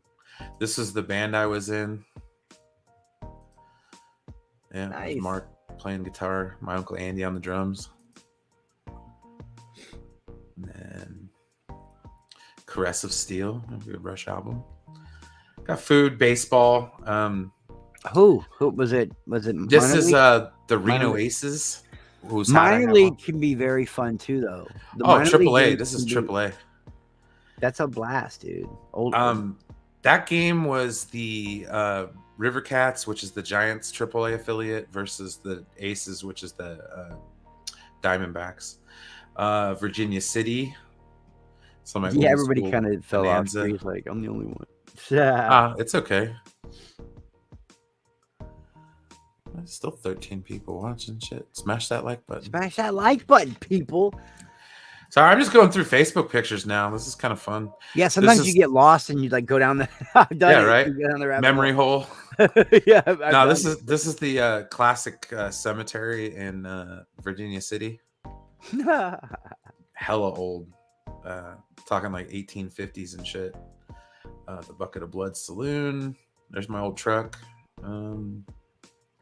Saying goodbye to Grass Valley. Homemade gin. Ooh, that's good. I always liked the sunsets out at my aunt's house. Like the desert sunsets were amazing. This was down in Sacramento. You see the Tower Bridge in the background. Rayleigh Field, home of the River Cats. There's my mom. That's a Sacktown burger. That's me getting drunk at a baseball game. There's me, my mom, and her wife Sheila. Yeah, but check you out, just out there living life, bro. Oh yeah, dude. It's down in Sacramento. I just love going to River Cats games. This is a beautiful ballpark, by the way. Yeah, they built it in 2000. It is nice. I like how you get. Yeah, I always want to be in the shade, bro. I hate that. Sitting down the first base line is a nightmare. Yeah, it's like that in Chicago too, but eventually that shade comes in, man. But you get a good breeze coming off the lake in Chicago, so Wrigley's not bad. Yeah. And then I have pictures further down of here we go. Star Trek convention. That baby is smashing, bro. Oh, the cake. Yeah, that baby's going to town, man. Yeah, he's 7 now. He's 7 now. That dude. I showed you. Did I show you the prom pictures yesterday? Oh yeah, he did. Oh my gosh, that's man. my daughter, and I went, "Who is that woman?" You know what I mean? That's right? when you go, "Oh God, she's 17 now. It's prom night." Teriyaki tri-tip. That's good shit. Now that was my nephew Mason's first birthday party. Just smashing, having a blast. This is right around the time we were getting ready to move up to my aunt's house, and these are wild horses. This is when I got all SJW. The river down by where I live was like nice. That bridge, that walkover. This is I have a 17-year-old tree. She just turned 17, bridge. And she sent me. She had prom 2 nights ago, and she sent me the pictures. And she was in this dress, and I'm telling you, she looked exquisite. You know, I couldn't. And I just started thinking to myself, man, I made a beautiful kid, man. Like, you know what I mean? Here we go. That's Chase Elliott. Yeah, it is. He won yesterday. At the local Napa, there's me in a blurry selfie with Chase Elliott. He's got his Braves hat on. I got my Giants hat on. I'm wearing the same shirt. Classically trained. How about that? Homemade clam chowder. Ooh, this is my Super Bowl spread. That looks so good. Uh-huh. That's not even the part that'll bake your noodle, Shree. She's the youngest one of 2 biological daughters. My other one being 26. Yeah, and then I got 2 stepkids. My dad and my nephew. Oh, first time I had Indian food. Ooh, yeah, it's delicious. Some naan, garlic It's good going naan. down, Brian. It's good going down, but when it comes out, it's not always so pleasant, man. You know, it's delicious. But yeah, it's really good food. Okay. Nephew, I just wanted to show a little bit more, and then we'll probably wrap it up here. I'm just hoping to God you don't have something in there that on accident, like people would see, like, oh no. I'm good. Brian's dick pic. Oh, I don't know though. That could be considered blackface. I was wearing Klingon makeup. We're scrolling down. Oh, this is at the Excalibur in Vegas. You're gonna pillage some villages, bro. If I told you how many drinks I was in at that point, would you believe me? Yeah, I was 5 sheets to the wind at that point. I've always wanted to try the Indian. Have you tried them, Brian? I know we've talked about it before, but I've never had like any kind of like Indian sweets or anything. You know what I mean? Like I've always wanted to try some at the buffet. They're pretty good. I heard they're really good. You know, like I've heard stories about how good like some of like they got this like sweet bread. Yeah. I've heard all sorts of stories about Indian food. There's my beautiful toolbox. Why is it blue, sir? It's blue because I like blue. Snap-on makes blue. Yeah, I didn't even know that. I thought they only came in red. Man, that's crazy. They make red all and chrome sorts of colors. Okay, so this is the last game I went to in San Francisco. This game was epic. There's Sergio Romo warming up in the bullpen. Sergio. This is back in 2014. Look how filled it is, man. Like it's Oh. there's a lot of people for like just a basic day game. That looks like a it's playoff game. It's a Saturday game. There's my mom. There's Amy Gutierrez from KNBR. There's all of us again. They thought I was wearing a Cardinals hat because I was wearing a 49er hat with this orange wig thing on top of it. Yeah. I love going there. We sat on okay, so Madison Bumgarner was a pitcher. This is the game where Madison Bumgarner and Buster Posey hit grand slams in the same game. So that was the first time it ever happened in history. And it also came with that Angel Pecan bobblehead that I have. That's awesome. That's awesome. He's sliding. You know, I'm born and raised Chicago, but I live in St. Louis. So around here, it's all we hate the Cubs. Go Cardinals. Go Cardinals. But you know something else I noticed? The Cubs are universally loved, and the Cardinals are universally hated. I agree. So that makes me happy because I hate the Cardinals. I place loving sandwiches. Dude, see, that's a troll hair I got last time I went to a Giants game. Nah, no, I love going to baseball. You dyed your hair. Yeah, no, I can handle baseball. Baseball's a blast, dude. You know, and it's very social. It's a sociable game. You can sit there and chill with your people and talk while you're watching the game. Yeah, I like throwing a few back and just having a good time. I prefer them all, Siri. I want to try them all. I might just have to find in India. I mean, we got them in Chicago, but there's not much like that down here. That is the kryptonite. The sandwich that is amazing. Wow. Yeah, those are onion rings, mozzarella sticks, 5 different kinds of meat, all the goodness. Ooh, it does look good, man. Wow, huge ass sandwich. This is Detroit style pizza, which I love. They do something. What is it they do? They put, is that the sauce on top? The sauce on top, but yeah. they do the cheese and the crust to the edge, so you get that nice. That little crunch at the end. Oh, yeah. Enosh said he didn't like Detroit style pizza. I'm like, bro, I need to eat Detroit style pizza if I'm going to go out to your house, man. A lot of people look. I'm supposed to say Chicago has the best pizza. It's deep dish, Bob. But you know what? The best pizza I've ever had is in New York. And I've tried a lot of different. You know, Famous Joe's is nice and all that, but them little mom and pop pizza shops, you know, like Gino's or something. Dude, it's so good, man. Oh man, look at that hand cannon. Oh, you do guns, Brian? Yeah. I may have to show you something sometime, man. This is with the old man. So like I said, rest in peace, Dad. This is his AR-22. Who was shooting that gun? That's my youngest brother, Shane. That gun looks like he's trying to shoot down the bat plane in the first '89 Batman. Yeah, right. But no, we don't have good pizza. You're right, Vince. We don't have good pizza. Chicago has good pizza, but it's not as good as New York's. I'm sorry, but there's like one good pizza place in St. Louis. We just don't have good. We have good barbecue. You're right. There, he does look like he's shooting down the bat. Yeah, planes. look at him. Look at the size of that thing. It's bigger than he is. It's a fucking hand cannon, bro. Boom. That 45, that 1911 45 is pretty badass too. My brother still has that one. Yeah, Famous Joe's is good, Degrassi. It really is good pizza, man. It's good. It's $2 a slice. And you get like a fourth of a pizza. It's good. That dude, now you got me wanting to go shoot, man. I go shooting every time about this. There's me with the hand cannon. That's a big gun, bro. Boom, dude. My brother, my youngest brother's grandpa was into target shooting, like competition target. Yeah, we got that around here called the. So we have the target pistols where they like lay down and sight down their leg and stuff. I'm like, holy crap! But yeah, there's that one right there. Yeah, I've even got some 1886 44 and some I've even got some black powder stuff, Brian. For real, I've even got some black powder stuff. And then we got Shields, which is a sweet sporting goods store, which is over by where I used to work. Right next to where I'm going to go watch Spider-Man No Way Home. This is my friend Jamie, my aunt, my dad. That's a good picture. Is that his sister? Yeah. That's a good picture. That's my Uncle Andy, my Aunt Darlene, and my dad. Looks like you guys are at a football game or a baseball game. Baseball. Yeah. We were at an Aces game.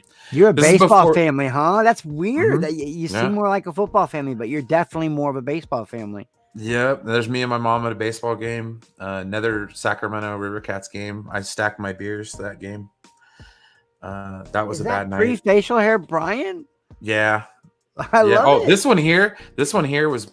This is one of the first pictures I took off on a digital device. You look like this the was big my- green, the kid from the Big Green. Yeah, right. This is 2001. 2001. Wow, I was that's fluffy. 20 years ago, bro. Yeah, I was working at the Dude. Secretary of State. Let's see Oh here. shit.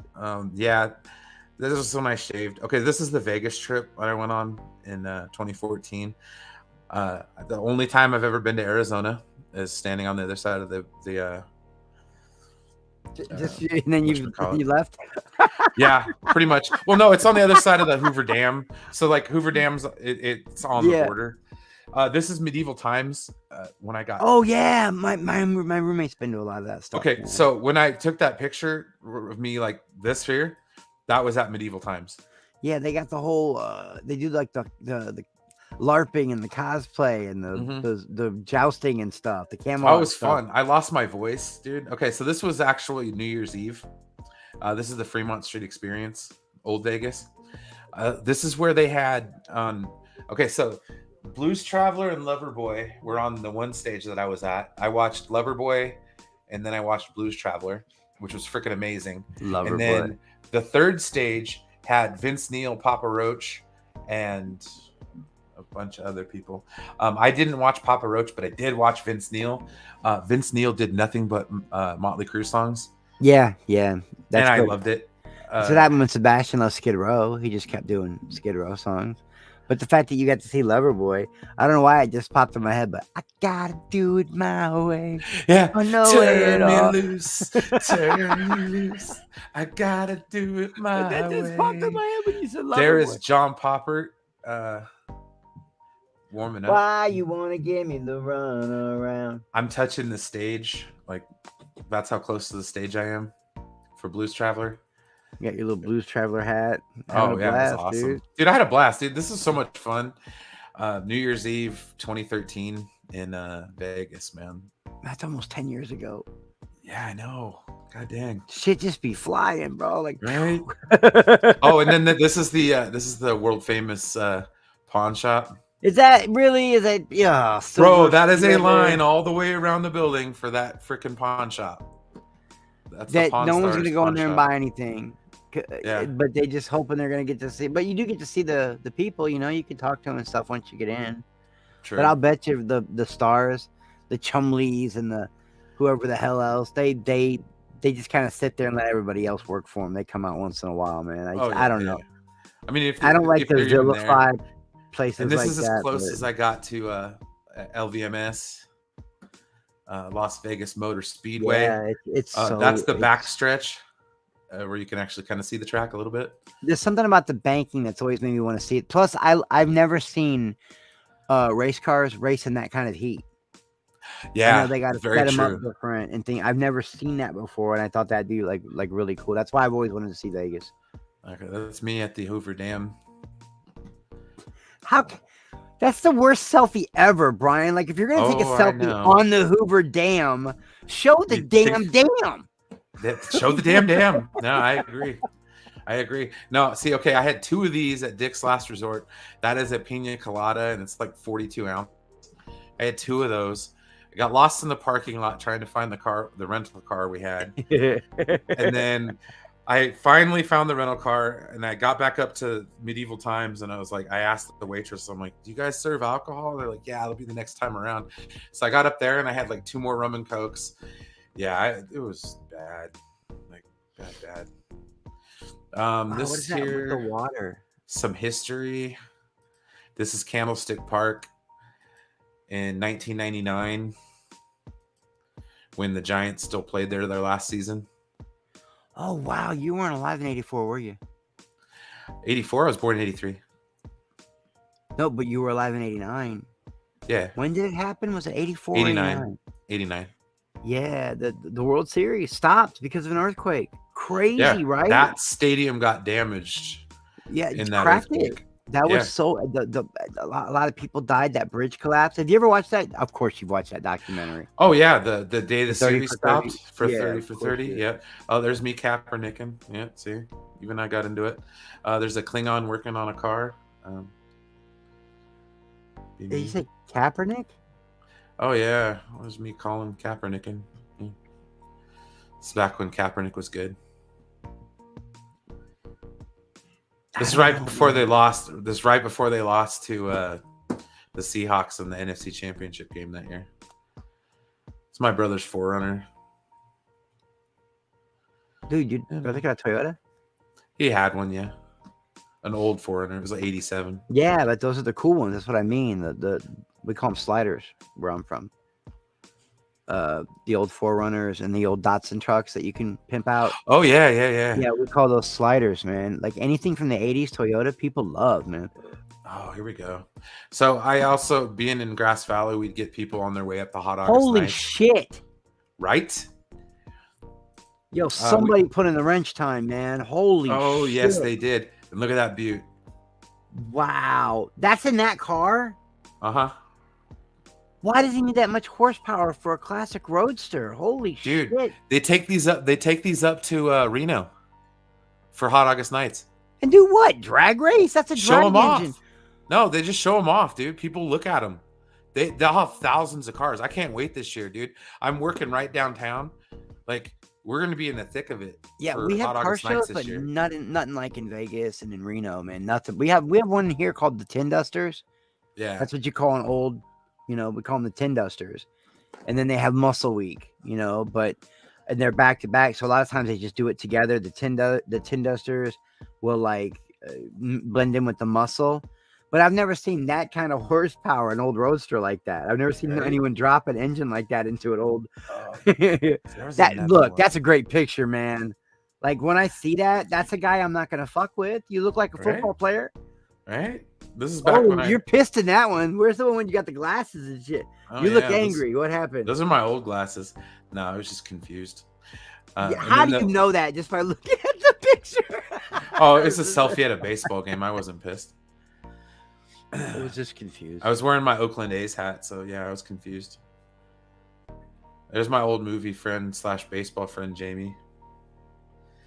Here's the Nerd Nectar. The Some movie Jack Daniels. or just you mean cars? I've been around cars my whole life. That's what I mean. Me and Brian, we come from racing family. Oh yeah, no, that's kind of why I'm showing some of this because I'm Yeah. like, it's bringing back some old memory. Oh, that was the last day game I went to in Sacramento. That was my dad's God, job for the longest time, was to take old Dusties and make them new. Oh, I've watched the whole trilogy. I love it. Man, this is Another back thing when I me was and Brian promoting- love, the Cars trilogy. Like we Look look at that vet. Oh my god, is that a Stingray? Yes, it is. Man, look at that. Oh, We're all taking pictures of this car. It was so beautiful when it came in. Like we were afraid to touch it. It was so nice.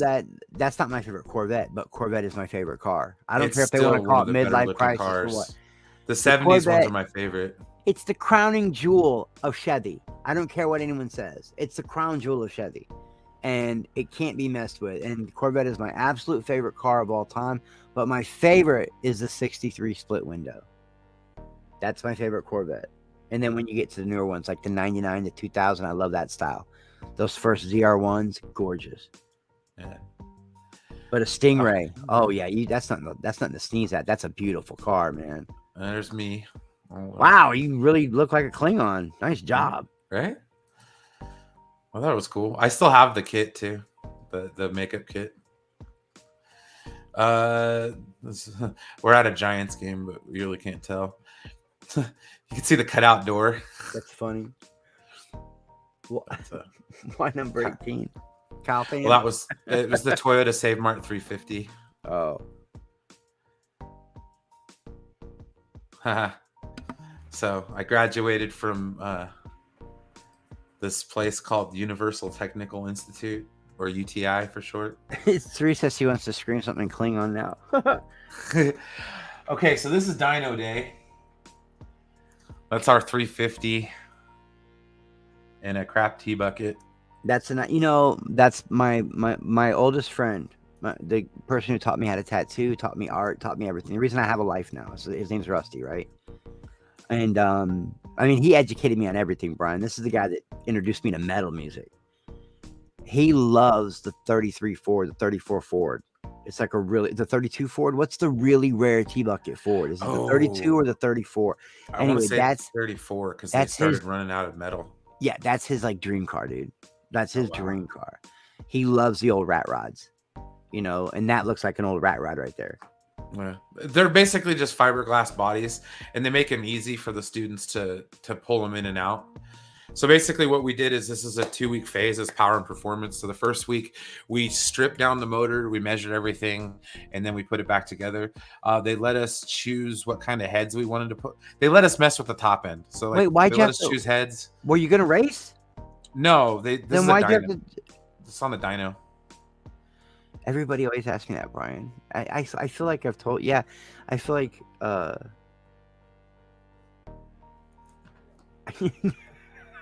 I lost my train of thought because I took that hit. Yes, Bree, I am. I These am. are good times. That is what I am. It was fun. I thought Sri knew, but yeah, she's in and out. She's busy. I think she has kids, right? She's a mom, yeah. Yeah. Busy. So I can see. Oh my God, no, we're not skipping the cars. What'd you do?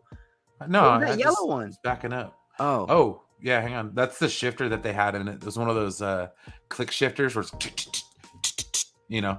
I'm gonna show you my shifter sometime. Do you know what it is? Oh, it's a baby blue Rebel Alliance symbol. That's what I have on my. Killer. That's what. This is a Neon SRT4. Dude, those are so fast. They're slept on. Don't sleep on those little fuckers. Oh hell man. no, those are nice. They're basically everything that like a Mitsubishi Eclipse has, but a 4-door version of it. The one next to it is a GTO. It's yellow. This right here, I cried myself in there with a shoehorn because I wanted to sit in that car so bad. That is a 2000 Honda S2000. Honda S2000, yep. Right next to the little Miata. It's the car that Jesse loses to in the first Fast and Furious. The S2000. All the bad guys had S2000s, remember? And then the one next to it is one of the Lightnings, the Ford Lightning F-150 Lightnings. Yeah, that's the with the supercharger. They ordered a special Banks induction supercharger for it. So like it was huge. Is that Miata next to the the Honda? Miata? Yeah. I sat in both and I was big at the time too, like really, really big. Probably about 4 bills, and sat in that. Don't be quiet, Shri. I love it when people ask me about my life. I love that kind of. No. I just. This is part of the ask me anything portion. Yeah, I just thought that everybody knew, and I know. See, I know Sri has 2 kids. I knew she was a mom at least. Little stuff like that. But I feel like lately a lot of people have been asking me, like, really? That's what? That's my main job. I thought people knew. This is back when I used to chew just selfies of. I used to like. Believe it or not, I used to like just everyone does the skull and the blah blah blah, and the cherry skull is good. Don't get me wrong, I love that cherry skull, but I like good old fashioned Red Man. It's just Red Man's good. It's just good. It's sweet. It's soft. You get that little charge in your gum. It's really bad for you though, kids. Don't do it. That's why I switched to Velos, guys. Really not good for you, but it's messed up because you can see the dip in my lip too. So this is the race that I went to that I came out like a bandit. Okay, so if you've ever been to a NASCAR race, it used to be sponsored heavily by Winston. That's where dude ran out of gas that year. Remember? Yes. Yes. Okay. So there's Jimmy Johnson. There's Carl Edwards. This is the year Kevin Harvick won, I think. But this is Sonoma. We sat in turn 3. This is probably the best place to sit in the whole damn house because you can see most of the track. You see most of the track, yeah, except the backstretch. You just can't see the backstretch. You just can't see the backstretch or the U-turn down by the screen. But there's like TV screens everywhere. This is later. But every time Jimmy Johnson would come by, I love road racing. And Jimmy was leading most of the race. This is back with the Lowe's 7-time. I don't really know if I like it with stock cars. It's growing on me, because I really do like Watkins Glen. That's a great track. Yeah. But it just never. I don't know, man. But Oh. road racing in general. I love, dude. I love like the This is when I Trans-American. met AJ Allmendinger when he was driving the Red Bull car. AJ. And yeah, and I got his autograph on a Red Bull hat. That's Toyota Racing photo op. That's me in front of Gravedigger. Arco Arena, 8 in the morning. Prop 8 protests for the Capitol, California. There's Gravedigger again. They brought they were doing Monster Jam at Arco Arena, and it's right across the way from UTI. So that's me standing in front of the Gravedigger. Anderson died, right? The original driver. I think he did. I think cancer finally or something like that. Yeah, something like that. Oh, see, that's a car tomorrow, kids. Yeah, they don't run those anymore. I miss that body style. I'm sorry, I liked them with the front valence that was like that. The only problem was they had the back wings, so if the car would turn around, the car would flip. I'm sorry, I'm typing. Oh, yeah, that's Diesel. Or, sorry, Chemo. He's a big dog. Blue Nose Pit. This is Diesel, his brother. Poor guy just passed away. As a matter of fact, we're gonna put our dad next to Diesel. He's a good dog. Good boys. Are you in a suit? I catch everything, Ryan. Go back. No, this is just a shirt. Oh, okay. No, but I did have my. This is at the car museum in downtown Sacramento. There's my Ibanez. I had earrings back then. That was my. Did I tell you my first was a Washburn? But after that, I went Ibanez, and I didn't look back until just recently. I started doing Jackson. You know, because I'm just a bedroom shredder. You know what I mean? I'm not the guy that's gonna get on stuff. But I do like to play with my guitar, man. Guitar's right there. I still have it. And Ibanez, I always like the balance of the Ibanez. You know, there's just something really good about their neck, their frets. I just always did like the Ibanez, the feel of it. Yeah, and we'll leave it here. This is going to be our last one. Thank you. Big shout out to Mask is Shy for actually immortalizing me in art. I really do appreciate it. That was really cool. This is part of the greater release, the Snyder Cut poster. Yeah, dude. I'm right over here. I was so happy. I was like, dude, I have no idea. Yeah, I thought about doing some art for the community. I thought about doing something, like maybe putting a collage of a bunch of people together, and then maybe designing a really cool shirt for Max or something. I've been thinking about shit like that. But and this has Max. He's in the picture. He's right there. Krypton, did he just come in here and pass out? Like, no, I don't know. We really haven't been talking about much. Krypton, you there, buddy? No, it's all good. We'll close up here in a minute. Anyways, we'll leave it at that. That's my profile picture. I'm wearing my Poindexter Lounge shirt in front of the fountain, the waterfall. Okay, this waterfall, the trip about it though. Sorry, let me go back. God damn it. That's Half Dome. A first-time tattoo client. It really all depends on what you're into. A lot of people want meaning behind their tattoos. Or if you just want a tattoo. Wow, that's gorgeous, Brian. You been there? Yeah, this Yosemite. I was there last year. So this waterfall, it was still kind of wintertime. So that's snow at the bottom. So it would refreeze back into snow and land. We're right next to El Capitan.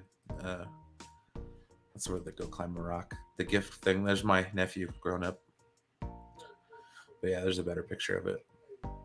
I love Yosemite. I want to go back during the summertime to where I can actually see more shit. We went in like February. I'm sorry, I'm typing real quick. No, you're good.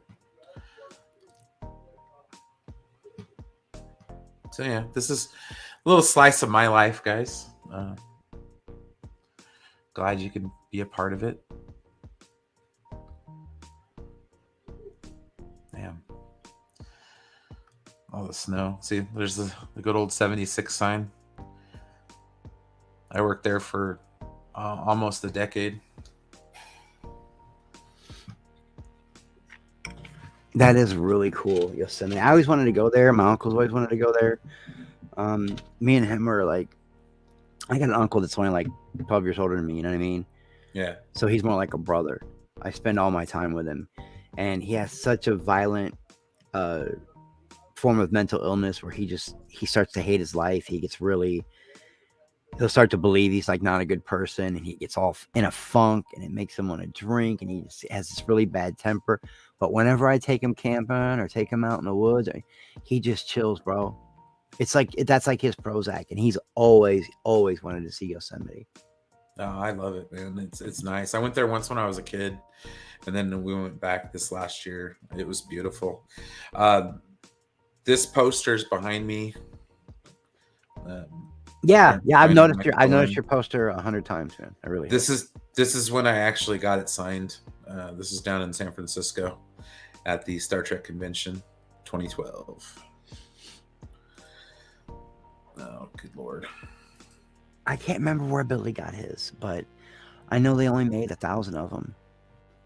And he got them autographed. That plaque I showed you, that Next Generation plaque with Diana Troy, like right there. He said that she's got a strange accent. He can't tell if she's British or German or what, but it's so strange. British. So when I met Marina Sirtis, I froze up because, let's be fair, if you didn't have a crush on Diana Troy, watching Star Trek, I don't know what's wrong with you. Oh yeah, I had my ones. Like I've never been starstruck before, even when I met Amy Lee, and that was weird because she sat and talked to us for like 45 minutes. Yeah, that's just a chick that's really cool. But if I ever met like a Stevie Nicks or a Pat Benatar, yeah, I'd lose my shit, bro. I wouldn't even know what to say. Those are like godmothers of rock. So yeah, no. So anyways, this is the City Hall in San Francisco. Like literally 4 days before this, they had the World Series parade, and this is where the parade route ended up. So they still had all the booths and stuff set up for when there was like 10,000 people at the Capitol cheering because the 2010 series or 2012 series. Yeah, sorry, Enosh. This is when they beat the Tigers in the World Series. Swept them. And then I got this hat, the World Series champions. So I was wearing this hat at the convention. Got yours. That's cool. You guys finally got yours, man. You guys had to wait for a while too, but then they all came at once. It was like we did 10, 12, and 14. So I was like, all right, I'll take it. But, yeah, I remember when 86 years, we're never going to win World Series. Boston is horrible, and then all of a sudden the Red Sox just became the team. Remember, they won like 3 and went to like 4. You know, the Cubs, we got 1, and I knew it was going to be one and done. You know, but at least we got ours, man. I mean, Brian, we're talking about a team that my grandfather lived and died and never saw the Cubs go to a World Series. Yeah, that's gotta be painful. But anyways, so this is gonna wrap up my story. I was wearing this hat. They were asking me about Marina Sirtis asked me about the hat. Nope, absolute BS. Absolute BS. Miguel Cabrera getting caught looking at strike 3. That was crazy. Why, Enosh? Why aren't you home yet? What the? Well, so the thing is I had to stop off somewhere after I left here, and I got gas, and I set up my stream while at the gas pump, so I didn't have to do it when I got home. So there you go. That's why. Okay, I thought he was gonna say, well, you know, I had to stop and get this new X-Men fucking figure. No, didn't really find much in the way. Didn't really find much in the way of toys tonight, but I did meet a cool guy named Hunter, and he met me in the toy aisle, man, and we struck up a conversation, and we were talking about that at Target, and he liked the way I was talking about stuff, and he's like, I was telling him that, like, about some of the interviews that we did, and he's like, you got a show or a podcast? I was like, heck yeah. So now I got my Poindexter Lounge business cards. So, were you in the private? Were you in the group chat today though? Did you see what I did pull the trigger on? What'd you get? They had a sideshow Psylocke on sale for $145, and it comes with an extra stand. Nice. So I pulled the trigger. I got it. Very nice. Jimbo was no help though. I'm like, guys, talk me out of it, man. I don't know if I this is kind of a dumb purchase, but Max has been talking about the Apocalypse movie and all that stuff, and I don't have a Psylocke, and I'm like, guys, talk me out of it. And Jimbo and Caden are all like, no, bro, get that shit. Right? So they're not very good at they're not. Nah, dude, people aren't good for that. They want to see you get it. They don't care if it puts you in debt. They just want to see you get it. Yeah, I put a picture in the group chat though, and it's amazing, man. It looks just like Olivia Munn. It's badass, dude. It's really good. Is it weird to anybody else that she got that role? I don't know. She can act. And she's very well liked. Everybody seems to like her, and she's funny. And remember, she was dating Aaron Rodgers at the time. So I could see her getting any role she wants. I mean, she was in that Predator movie. She was probably the only good part of that Predator movie.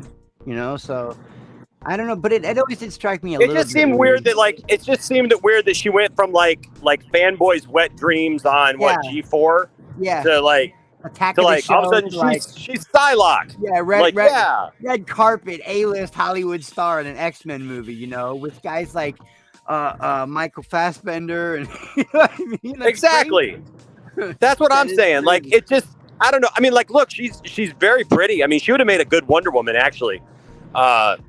If you go by looks, I mean, she would have made a good Wonder Woman. But it's just funny, because you see that sometimes, But I thought she did a decent job. I thought she did a decent job. But and she looked good. She looked the part. She looked like Psylocke. That's why I wanted a hot toy. She did. She did absolutely. Did. Anyways, no, I just had to jump on here because Brian was degrading my Tigers and making fun of me. I wasn't making funny. I was actually going to say, Brian, I was going to bring it around. You got to let me finish. So I bought this hat. And I'm looking at Marina Sirtis, and I don't know what to say or do. I'm like, okay. And then she's like, oh, that's a nice hat. And I'm like, oh, yeah, it's baseball. And she's like, oh, we don't have baseball in Great Britain. We have rounders. It's for girls. I was like, oh. I love you too. And then yeah, I'm still on the hat story. I was gonna try to finish it, and then I stepped over to LeVar Burton, and he's like, "That's a great hat, congrats, Giants!" And I was like, "Yeah, thank you. Somebody gets it." But yeah, I was like, that's cool. My childhood crush shot my favorite sport to hell. But I also had to rib you a little bit before I go, because when I got on here an hour ago, you guys were all like, yeah, well, I'm only going to go about another 15 minutes. You guys are like me. 15 more minutes, not 2 hours later. I got into a memory hole. I'm sorry. Facebook that's great. That to me. That's great. I'm sorry. But hey, by then I set up my whole stream and everything. So about 2 hours from now, 12:20, we'll be going live. We're going to talk about a lot of stuff. We're going to be talking about Superman finally getting his getting some respect put on his name, that they need to bring Superman to the forefront. I believe it's going to be good things.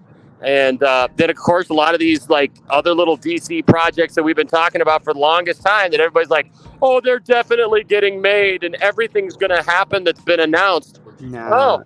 You know what I call it, Enosh? I've been calling it DC debris, because that's what it is. It's just cluttering up the timeline. It's just a bunch of we're going to talk a little bit about those so-called projects that were definitely not going to get canceled, that have gotten canceled, and then we're also going to talk about Spider-Man a little bit. So we're going to talk some Marvel, about how China didn't want Lady Liberty in the Spider-Man movie. What? Oh my! Yeah. And asking the question, how far is too far for other countries to ask us to do things, or the movie studios to do things to play them in their movies? I mean, because we're seeing this a lot more come up actually with more and more movies that are coming out. True. With different characters, with how some characters are especially in the LGBTQ community. No, that's a great topic. It really is, because in a lot of ways it's just because they're assholes, but in other places it's actually part of their culture. And at what point are we allowed to fuck with their culture? It's a thin line, man. It's a very thin line and a slippery slope. It really is. Yep. So we're going to bring up those discussions because I see a lot of people, they just jump on it and they just say, well, well, screw them then. Well, okay. I get it with some things, but, there are some other things that aren't so easily just put aside just for, for a sake of a movie. And, and the thing is like, you don't just have the right to play a movie anywhere in the world either, So we're going to talk about all that tonight. And, and we're back, baby. We're back tonight. Yeah, so beautiful. Make sure to tune in. Oh, yeah. All right. I'm going to get going. All right. All so right. This time I mean it. All right. Bye-bye. All right, guys. This time I mean it. We will end soon. I don't have to. I'll be on the lounge tonight, guys. I don't have to be to work so early tomorrow, so that'll be good. I'll end with this since this is a food-themed show. This is the Sacktown Burger. Fries and a drink, $21.50. Ouch! But that's at a ballpark. What? Yes. Good. Well, I'm sorry. Rarely not. There's no way I'm paying that much money. Concessions, man. For look at Ashley pops in and says, "Look, she don't say shit when we're talking about the stuff we like." Right. But let somebody come in and say one thing about fucking Marvel and fucking she just shows up. She really is a witch, man. I think she can hear stuff in her head. Like she could be offline, I'll bet, and know we're talking about her and just pop in, come right out of the red room, man. She really is a Black Widow. Hey, she's an assassin, bro. It's all right. Oh, here we go. This is from Awesomeness. She's I love her so much, dude. She's like one of my favorite people now. I just talk music with her and talk shit and Ashley's awesome. I'm so glad she is awesome, but she's she just sometimes she'll just sit there and like space the fuck out. It's so funny. All right, so we'll leave today with an inspirational quote from everyone's favorite person, Barney Stinson. Awesomeness. When I get sad, I stop being sad and be awesome instead. True story. Barney Stinson. And I always say, I got a ring right here, and it's got ELE on it. And that means everybody love everybody. Everybody love everybody! Everybody love everybody! Come on! I didn't even know you had that. Oh, yes, I do. I love that movie, bro. I didn't even know you had that. Gosh. Dude, when I visit Enosh, it's going to be nothing but semi-pro quotes. 100%. Flint Tropics. No, I would hate to be that guy because I know if I ever met like Jeff Bridges, I'd want to be like, yo, I loved Starman. I loved Crazy Horse. I love you. I love True Grit. But come on, man. Can you just say it one time? Just say, well, that. Yeah, well, that's just like your opinion, man. That's more than a movie. That's a life. That's a way of life, that movie, bro. I don't know what it is about that movie. The Dude Abides, but I can go watch it 100 times. If we don't shut up now, we're going to start talking about it. I got the coffee cup. So I bought the novelty box that comes with like it has the toe and it has the certificate for the Little Lebowski's Urban Achievers, and it has a little map. I want that. I bought it in Old Sacramento at a novelty store. Oh man, I wonder if they got one of those online. It comes with this cup. It says, "I'm staying. I'm finishing my coffee." From that the scene Little in the Lebowski movie. thing sounds so fun to have. That sounds so hilarious. The Little Lebowski Urban Achievers. Yes, oh yeah, dude. I love the way rest in peace. Philip Seymour Hoffman would always be like pump up his boss. That is where Mr. Lebowski got to meet the president. Got the keys to the city. And he calls him, dude, it's okay. Like, we're not mad about the rug. If you think it's about the rug, you can keep the rug. Yeah. that movie's so next level. But when he says After Effects, the way he says it, just mix it in the conversation. She's like, no, I really want you to see my doctor because we don't want any After Effects. And he goes, After Effects? I don't know why, but that part makes me laugh every time. And the ferret, when they throw the ferret in the bathtub with him. Oh my God. Is that a marmot? That's fucking shit. Oh my God. All right, we got to get out of here. Your Johnson. All right. So we're going to send everybody out on a quote from one of my favorite shows. Yeah. What if somebody wants theirs well done?